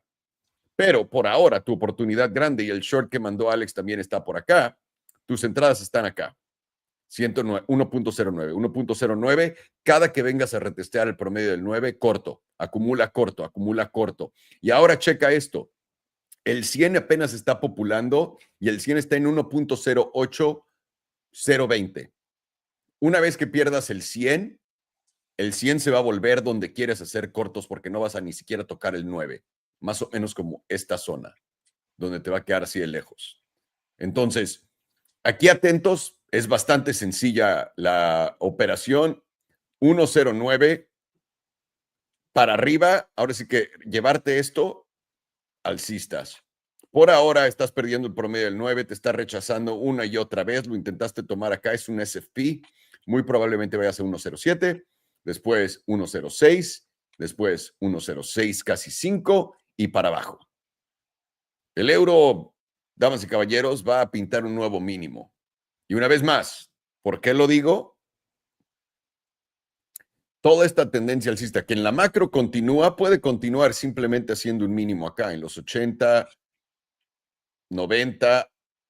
Es más, puede continuar esto hasta los 70, puedes caer hasta acá y seguir en una tendencia alcista de muy largo plazo. Pero el hecho de que en el 2008 hayamos topado, desde entonces hemos hecho altos más bajos, bajos más bajos, ¿qué sigue? Un alto más bajo ya está pintado en el 109, lo tenemos acá en el 12 en la grande, y ahora ¿qué toca? Llevarte este bajo en el 9, en los 95 centavos por dólar. ¿Qué tanto va a bajar? Vamos a ver. Primer objetivo yo pondría 89 centavos, 90 centavos. Ese sería mi primer objetivo si hay ese breakdown. Y ahí lo tienen. Eso es básicamente el euro. Alrighty. Sir, we're ready for, what was next? United Postal Service. UPS. What's after that? Do we know? Oops, Amazon. Oh, okay, cool. Lord Bezos giveth and Lord Bezos taketh away. Well, I Listen, just saw on X someone posted, "Oh, if you bought Amazon in 2021, it hasn't moved anyways, but sideways." Yeah, that's basically what happened to every major company. I don't know if anyone noticed. Did they miss this part? Huh? Did they miss this part? What this part?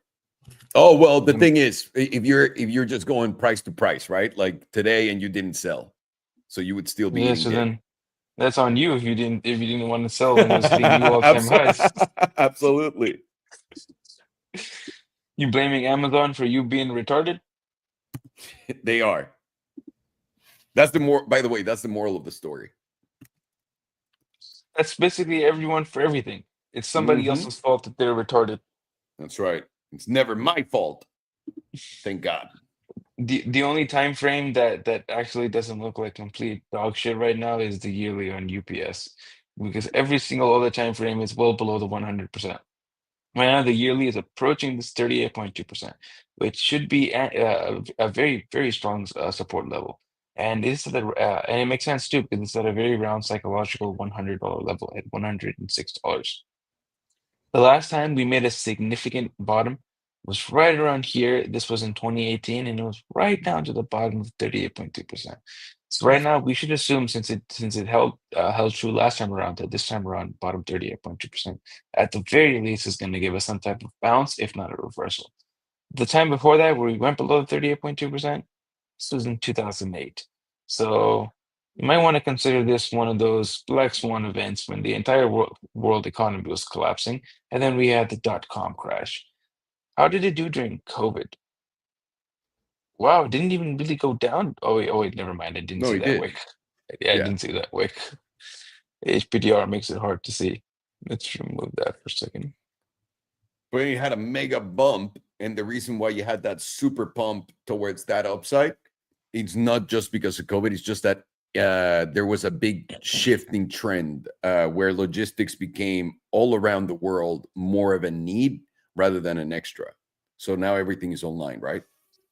That was just a wick of 43%, and then to the upside of about 117%. That's insane in one candle. Let's put the HPDR back on. Right now, momentum is bouncing back up, and it is rejecting the bearish control zone with volatility currently contracting. Hopium is it grinds out some type of bottom at this $100 level and gets another try for 133. Very high probability that this is going to bounce in this area, just like the yearly is getting to that 38.2%. And that the 6 month is well below the 100%. Closes in 3 months, but it's not very probable to close in this area. And we're getting momentum to 100%, volatility to 100%. It's getting topped out. Same thing on the quarterly into the 100% range. If we were to continue downwards for a little bit lower, I would expect somewhere around this $97 zone, but that just increases the probabilities of a pretty significant bounce. Right now on the quarterly as well, momentum and volatility getting to 100%. Monthly is dancing around that getting to that $97 area. We're currently below the 200 SMA, which has been some nice support all the way through. If we were to lose the 200 SMA, that would be a significant shift, and we're probably going to dump towards $97 and high probability of bouncing in that area. Right now, momentum is pointing to the downside in the monthly with volatility expansion. And the jewel is giving us a fresh a sell signal. Right now, 2-week is trying to flip back up on momentum. It hasn't quite confirmed it yet. It's just above the moving average. With volatility contracting, telling you it's very likely going to be corrective if it does confirm to the upside. And right now we have lost 38.2%, got a perfect retest and a rejection. So we do continue to bounce from here with momentum to the upside. I would look at somewhere around $114. Very high probability it rejects the area at the 5 EMA and then moves down towards 97.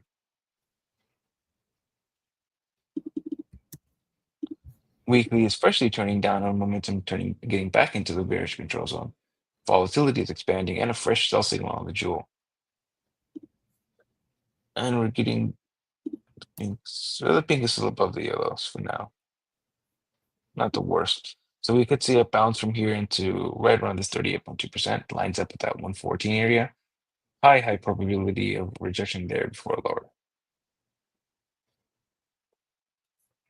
5 days freshly turning down on momentum with volatility expansion. Freshly about to lose at 38.2%. Last time we lost it, we came down to the 88.3. Right now that level sits at around $99, pretty close to 97. 2 days trying to flip up on momentum, still below the moving average and still in the bearish control zone. Volatility is getting close to starting to contract. We're still in the expansion phase.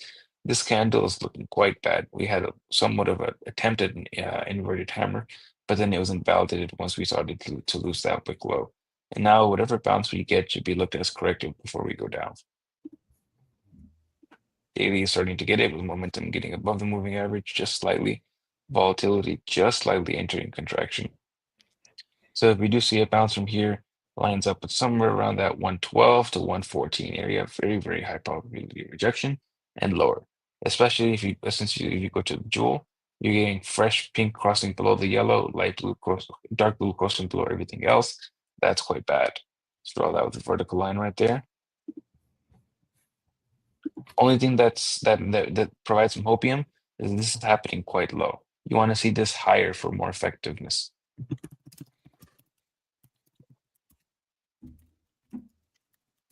Let's see how many of these we got.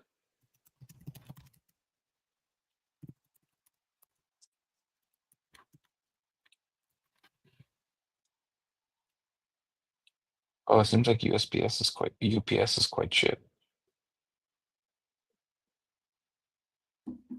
Someone knows that Elon's coming. Yeah, they're selling all their shit. Oh, he's coming, all right. Elon came, Jeff Bezos came, some Don't of be- them came multiple times. Many times.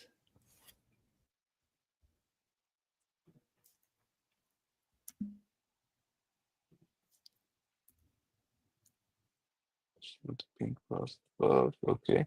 How much of a bounce was this?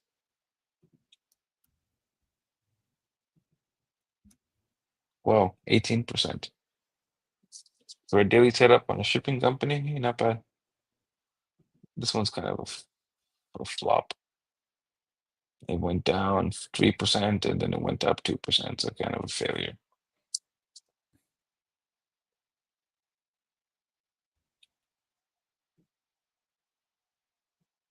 Wait, no, I'm retarded. I completely had a brain fart right there. This is a setup to the downside. That's not a failure, that's a success.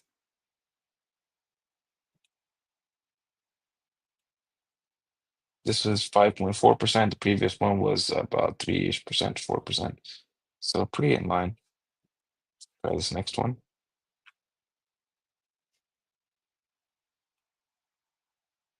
3%, 3.7, very in line. Damn, this is like watching paint dry. It's so slow. I'm looking at it with a 6-month chart. It's crazy. 5%.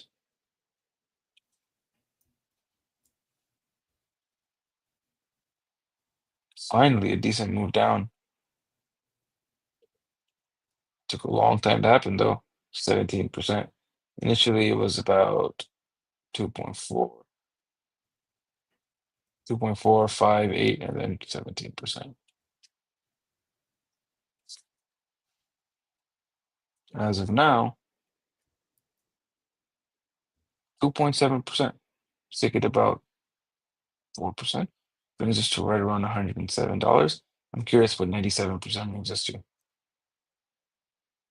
On $12. What does 17% take us to? 92-ish. A little bit lower than my biases. 4-day. 4 days also gaining momentum flipping to the upside, saying you we're likely going to continue bouncing from here, with volatility approaching zero and now the jewel starting to lose its sell signal, giving you the neutral signal within the bearish control zone. Should provide a little bit of a bounce from here. Hopium is that it closes over the median. That would take you up to $114. which is that 21 EMA, very slightly higher than it. Very high probability you rejecting this area, and then you go towards 97 bucks. Let's open up the other side. I made myself a hand squeezed fresh swirl. Fresh what? Swirl. What's a swirl? Oh, Swirl. suero. Got it. Sorry. It tastes amazing. Let me take a little sip. My mouth is getting dry. Just by talking about it, I feel like drinking it.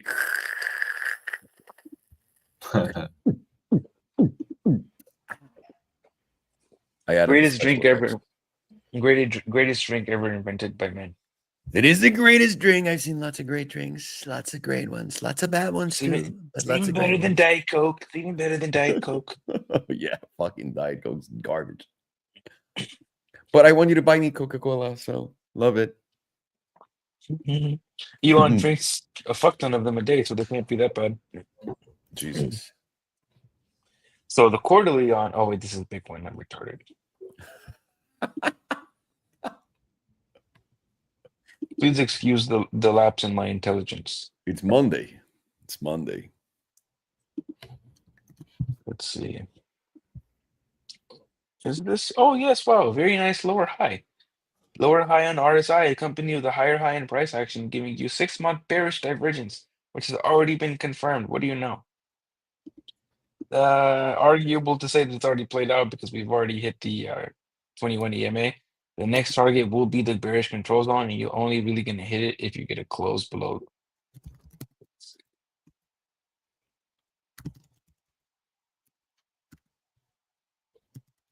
Yeah, you'd have to close below $82, and then that would give you the target of the bearish control zone. That's at 25 bucks. Where does that line up with?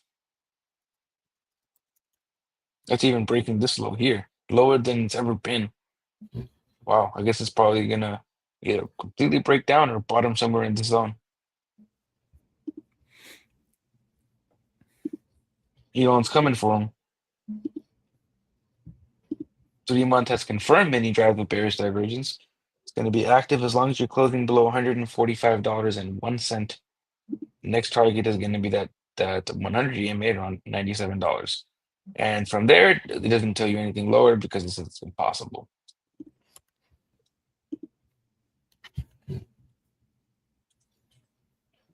Two-week has confirmed hidden bearish divergence. Going to be active as long as you're below $123.70. And that has a next target of the bearish critical zone, which is at 80 bucks.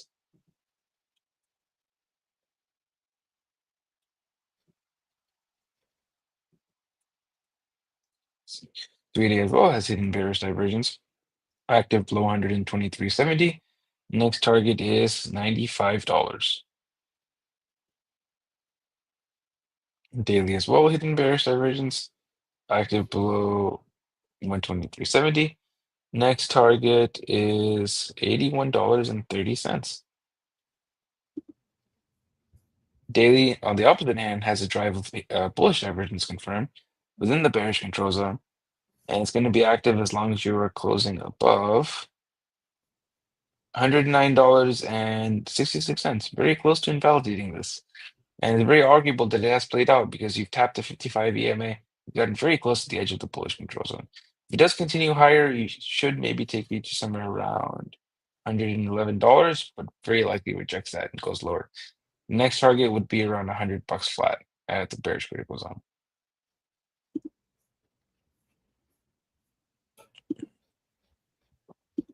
Now for the momentum.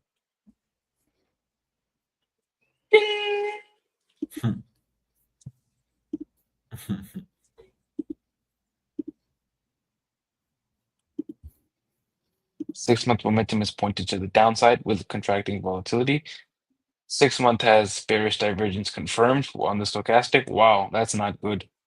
And it's going to be pointed down as long as you're below $176.73. Quarterly has bearish divergence confirmed, pointed down below $158.32. I think we might go lower than $97. We might just be going to somewhere around 60 to 70 bucks. That's awful. Somebody stop I, Elon before he kills a classic American company. I did a 6 month, like a 6 month chart. This is the biggest dump it's ever had in its history, to where it's at from the top, I think. But it's not even during COVID. Well, COVID increased shipping, so That's what I'm saying. Yeah. So I don't know how bad it can get. I think 97 is a sweet spot for it to bottom, but you'll see. I think it's, this is a nice little meme line. It unless was it's respected going, until it wasn't. yeah. I'm sorry? If this shit's going out of business, then it is what it Yeah. is. But The swastika car seller, Elon Nazi, is going to put them out. He's killing a beloved American business.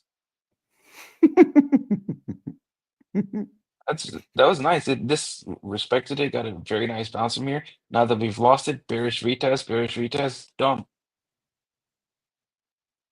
Monthly is very close to flipping up. It's currently flipped to the downside, and it's going to be flipped down below 119.55. 2-week is also flipped down below 115.23.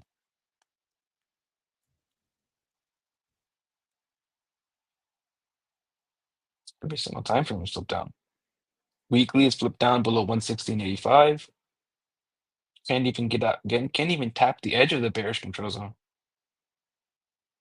5 days pointed down below 115. 2 days pointed down below 116.09. Daily is pointed down. What's the pivot? Below 120, 111.25. Getting close. 4 hours currently flipped up, and it will remain to the upside above 109.36. We are very close to that number. With volatility contraction, so it should be looked at as a lower high. See, this is flipped down. 2 hours also flipped up as long as you're above 108.88. So all of the high time frames on UPS are currently aligned, just like Bitcoin, to the downside. We have bearish divergence all the way up to a 6 month on the stochastic, as well as the RSI, and it's already confirmed. And that would give you a minimum target of getting for a bounce of somewhere around $97. That bounce at $97 may take us all the way up to somewhere around $122, maybe. But that's very likely going to be a rejection, and we're probably, but based off of that 6 month divergence, going to go somewhere around 60 to 70 bucks, and maybe even lower from there. Maybe we just completely break down and this goes to zero. It's kind of looking terrible. Only time frames that are kind of looking good are the lower time frames, like the 4 hour and the daily, which are playing with flipping to the upside, and that probably might take us somewhere around 114, 115. High probability that it rejects from there if we even get it, and then dumps towards 97 for that bounce, and then lower to 60 to 70 bucks. This looks absolutely terrible. this is interesting to me because, like I said, they're either going to go bankrupt or we're basically at the bottom or really close to it. Because, dude, this is a 6 month chart. This is 2009, the bottom of 2009. We touched it twice. Obviously, COVID had like the flash down, but we never broke down from here until now. This is the first time ever that we're breaking down here. And like I said, What price is that bottom line? The one, which one? The one that we're getting close to. This one's 97, like the yellow one. This one above is 115. Oh, 97, my same price. Yeah, it's the middle of my range. So And below here, look at 97? this. Yeah. You have that to here was 39%. This to this was 57%.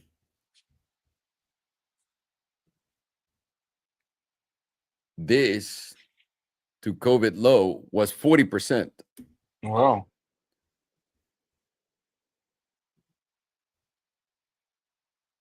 52% today. Oh, how much is the yellow line? The yellow dotted line. The yellow line is 58. Oh, beautiful. Repeating the biggest. Yeah. I like that because it fits my bias. 60. Yeah, me too. I think so too. So unless this shit is going to be super cooked, we're very close to the bottom. Our biases are touching tips. They have. Did we just become bias friends? Yes. Absolutely. Estamos viendo UPS en la de 6 meses. La razón por la que lo estamos viendo en la de 6 meses es por lo ridículo que es esto. Todas estas caídas que hemos visto desde el principio en UPS no han sido nada comparadas. O sea, están básicamente diciéndonos que estamos por ahí del fin. La primera caída que tuvo al principio fue de 40%. La segunda caída que tuvo fuerte después del 2005 al 2009 fue de 56%. 56 es la más grande que ha visto, ¿no? 39% en COVID y ahora estamos abajo 53%. A la línea amarilla es 58%, lo que lo haría la caída más grande en toda la historia de UPS. En toda la historia. Es un gráfico que se ve corto, pero esto es desde 1999. Es un gráfico de 26 años. ¿Ok? 26, 27 años. Entonces, no se me confíen. Hemos visto que UPS ha estado casi todo el tiempo, menos en mercados muy bajistas, por debajo del promedio del 9, literalmente en super tragedias, y estamos en eso, en este momento en UPS. Tenemos que preguntarnos el por qué, porque solamente hemos estado debajo del promedio del 21 en la pandemia rapidísimo, pero nunca habíamos tenido un cierre por debajo de él. Lo único que pudiéramos haber considerado un cierre por debajo de él fue el 2009 y ahora estamos otra vez por debajo de él. Recuerden, UPS es una empresa de paquetería, lo que nos está contando un poco de lo que está viviendo la economía alrededor del mundo. Olvidémonos de los mercados. Ahora, si yo soy un fuerte inversor en UPS, confío en ellos que no se los van a llevar de corbata y nunca se van a ir fuera nunca van a salir de negocio, güey, yo empezaría a comprar de una vez, porque compras acá y digamos, te guardas tantito dinero para esto, ya compraste la corrección de UPS más grande de toda la historia por mucho. Si llega a tocar estos tres, me vas a decir, si baja más, pues no sé, si baja más, guárdate un cuarto, algo así, pero estás ya en territorio de la corrección más grande de toda la historia de UPS por porcentajes muy pequeños, ¿ok? Al precio que está cotizando hoy. Para ponerlo sencillo, las temporalidades obviamente son agresivamente bajistas. Habíamos justamente analizado UPS no sé hace cuánto, fueron semanas, porque habíamos dicho, de este techo no lo vamos a poder pasar. Y desde entonces ha estado haciendo bajos más altos y continúa en esa tendencia fuerte por ahora UPS. ¿Qué estamos esperando? Voy a poner el HPDR en la semana. Yo creo que la de 2 semanas es la que mejor nos va a contar la historia. Pueden ver que estamos llegando al final de este movimiento. Podríamos ver esos 97 definitivamente, pero estamos ya casi llegando al final de este movimiento. Todos nuestros promedios están aquí arriba, todo hasta acá arriba. No hay mucho que decir porque estás entrando en una zona completamente nueva. Esto es lo que voy a poner en la mesa. Voy a ponerlo en la mensual. También para que vean que en la mensual ya topamos el 88%, el 95% está en 99%. O sea, llegar a los $97 va a estar difícil, pero es posible siempre y cuando chopee. Recuerden que esta tabla se tarda 30 millones de años en llegar a donde tiene que llegar, pero en la mensual tienes un cruce plateado a la baja. Cada vez que vas al 9 es una oportunidad de hacerle short. Bien, lo has hecho todo el camino para abajo.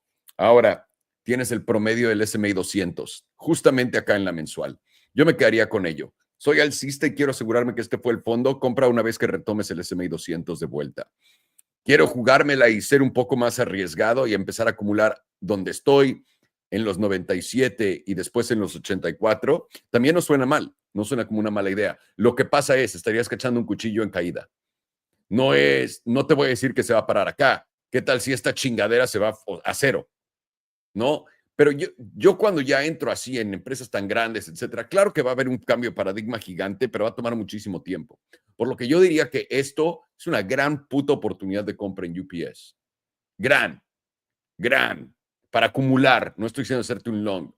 Lo único que tienes que hacer para hacer un buen long es simplemente retomar el S&P 200 y eso te va a dar un viaje a los 125, pero gratis.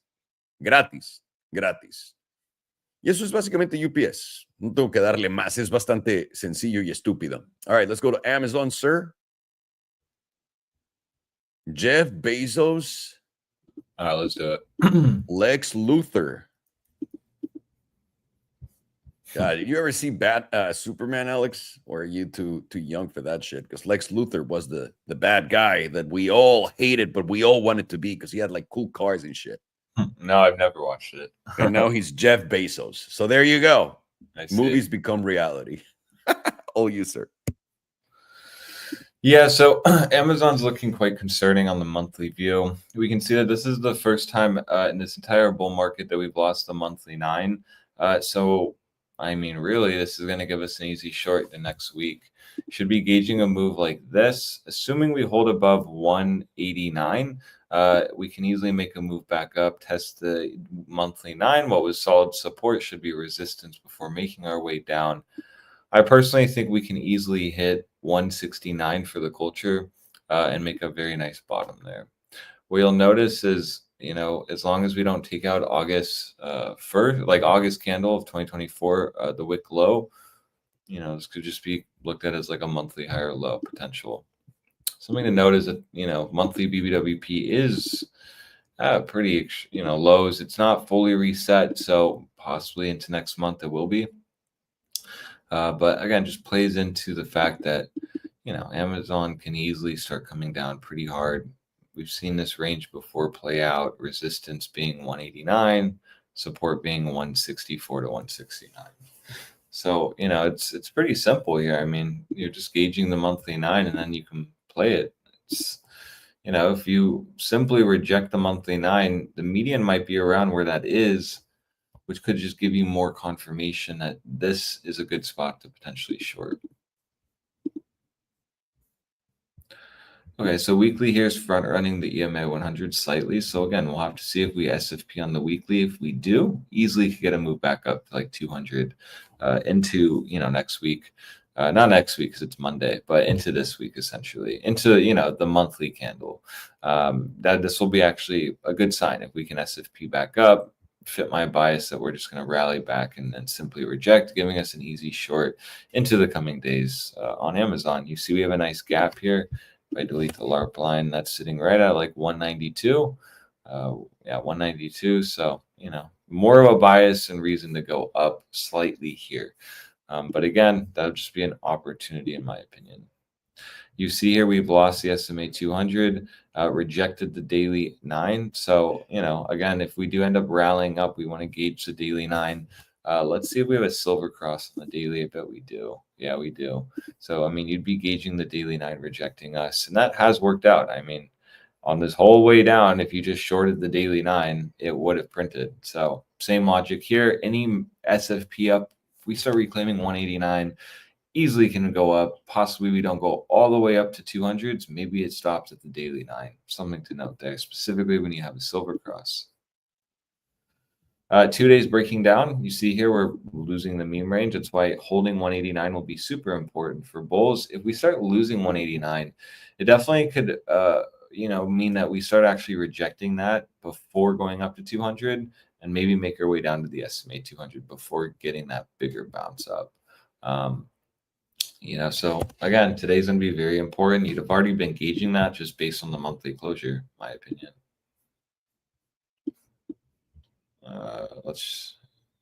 Yeah.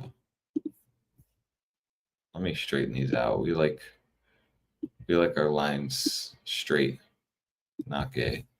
And yeah, I mean, monthly median's getting lost here. It's been above it for 1, 2, 3 months. It's got We support all lines here, sir. Yeah, I guess so. You're right. We don't discriminate on our lines. Specifically me, I mean, if it makes money, I'll do it. Sounds bad. We like the white lines the best, though. Oh yeah, absolutely. Anyways, you know, so right now in this monthly view, you see here that you're actually losing the median. This is the first time this is happening this entire year. Again, just telling you that, yeah, this is a shift. Things are kind of more bearish for Amazon now. Massive quarterly rejection candle, pretty ugly shooting star at the top of a rally. Generally speaking, this should be a top. So how we can gauge this is any move up to the median needs to be looked at as a short opportunity. That's at $216.93. Would be great if that moved, you know, it would honestly be great if it moved up. It just fit the bias that, yeah, Amazon's very bearish, but it definitely could shift down, go to the 200 region, making it more of a reason why into next monthly candle, we easily could reject that point. But what we see is we're losing the median. You're getting a technical target being the 38.2%, which is right around that 165 level that I talked about. So there you go. You're getting confirmation, not just because I said it, but because the HPDR is there. 165 will be important. That's why we just want to gauge, play this level to level, 189 first, lose that, 165. You lose 165, I mean, GG, probably going to go to 140s, but I am hopeful that, you know, the monthly will get some reaction at 165.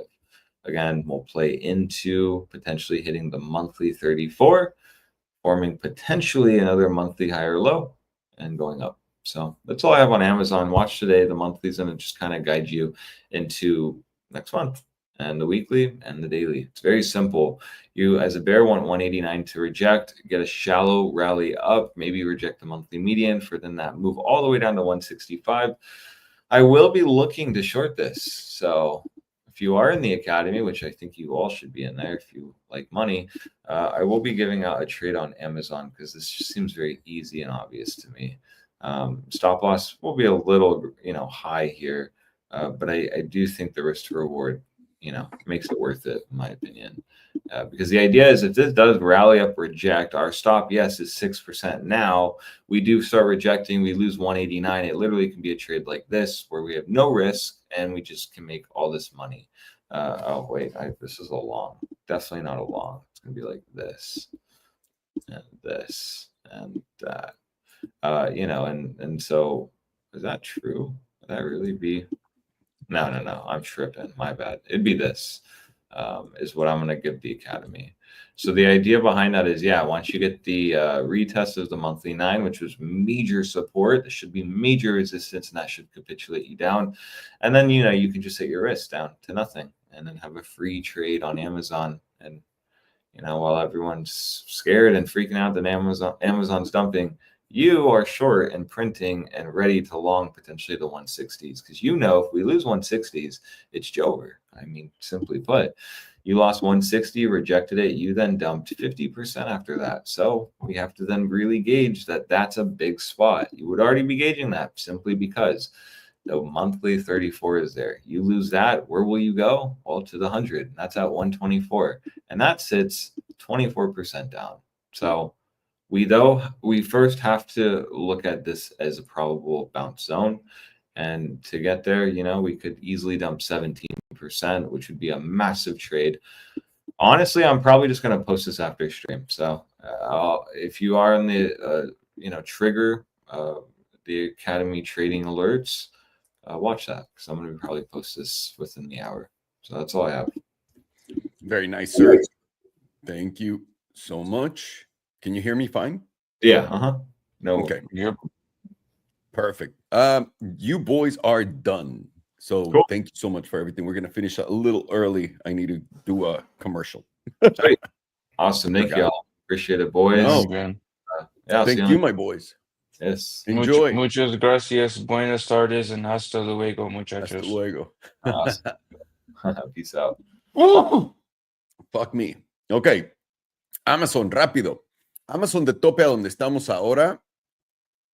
Estamos 22% abajo. A lo que ha llegado ahorita, 23%. Solamente en la última corrección que tuvimos en el 2021 al fondo fue un 56%. Le gusta corregir chido a Amazon, ¿eh? No crean que no. Más allá de esa corrección, tenemos la del 2008 que está, no, muy abajo. Estas no son correcciones de verdad. Entonces, Amazon está para abajo. Lo que nos dijo Alex, que tiene toda la razón del mundo, es verlo en la mensual. En la mensual te puedes dar cuenta porque está siendo rechazado por la media. Eso te debería llevar mínimo al 21, que está en los 178. Si llegas a perder los 178, vas al 50% de ley, a los 167. Ahí ya podremos analizar, porque de todas maneras aún así está la media del canal. Y estando en 164 nos ponen qué tipo de territorio de corrección. 30%. ¿Dónde es 50%? Pon tú que sería lo más loco de todo, 114. Poniendo eso en contexto, acá lo que vamos a hacer es un corto. Estamos preparando un cortillo para todos ustedes que Alex va a poner en la academia. ¿Por qué? Lo hemos dicho, pierdes el promedio del 9. No nada más pierdes el promedio del 9, tienes que venir a retestearlo para después continuar cayendo. Eso es la primera cosa, ¿no? Y hemos visto, Amazon sí pierde el promedio del 9 y se cae bastante más y le gusta juguetear con el 100. El 100 va a estar más o menos en 130 para cuando esto se mueva a 140 y es justamente para agregar confluencia a lo que les estaba diciendo en este momento. ¿Dónde sabemos si nos equivocamos si te llevas este alto? Pero la cosa es, y esto siempre lo digo, ¿dónde es el punto de ruptura que te lleva al alto histórico? Donde habíamos hecho top en el 2021. Lo rompimos a la alza y vean el movimiento que dio. Y ahora lo rompes a la baja y tiene que dar un movimiento agresivo. Y ese movimiento agresivo puede que se dé a los 164 hasta 150 o 130 más o menos por acá. Esto tiene cara a, esta sería otra zona donde yo pondría estas líneas memes sabrosas. Esta sería mi última zona. Ya más allá abajo de esto sería una locura. Personalmente, o sea, no creo que se vaya a dar algo así, pero Amazon no tiene cara de que vaya a subir, sobre todo viendo que normalmente consideramos en la mensual, si estás por debajo del 9, ahí quedó y quedan para cerrar esta vela mensual 2 horas y 37 minutos para poder recuperar el promedio del 9, que está en $200. De no poder llegar ahí, básicamente continúas esta tendencia bajista y va a continuar el movimiento. De nuevo, entradas serían más o menos por ahí en tu, ¿cómo se llama? En tu promedio del 9. Con eso dicho y hecho, los dejo. Muchísimas gracias por toda su atención. Les mando un fuerte abrazo. Gracias a todos. Pórtense bien y para toda la gente que está en Elite Trading Academy, vamos a entrarle a lo de WhatsApp. Simplemente tenemos que, tengo que arreglarlo el teléfono. La cagué y pedí mi línea a un teléfono que no es la apropiada para el carrier. Pero bueno, les mando un abrazote. Gracias por todo. Pórtense bien.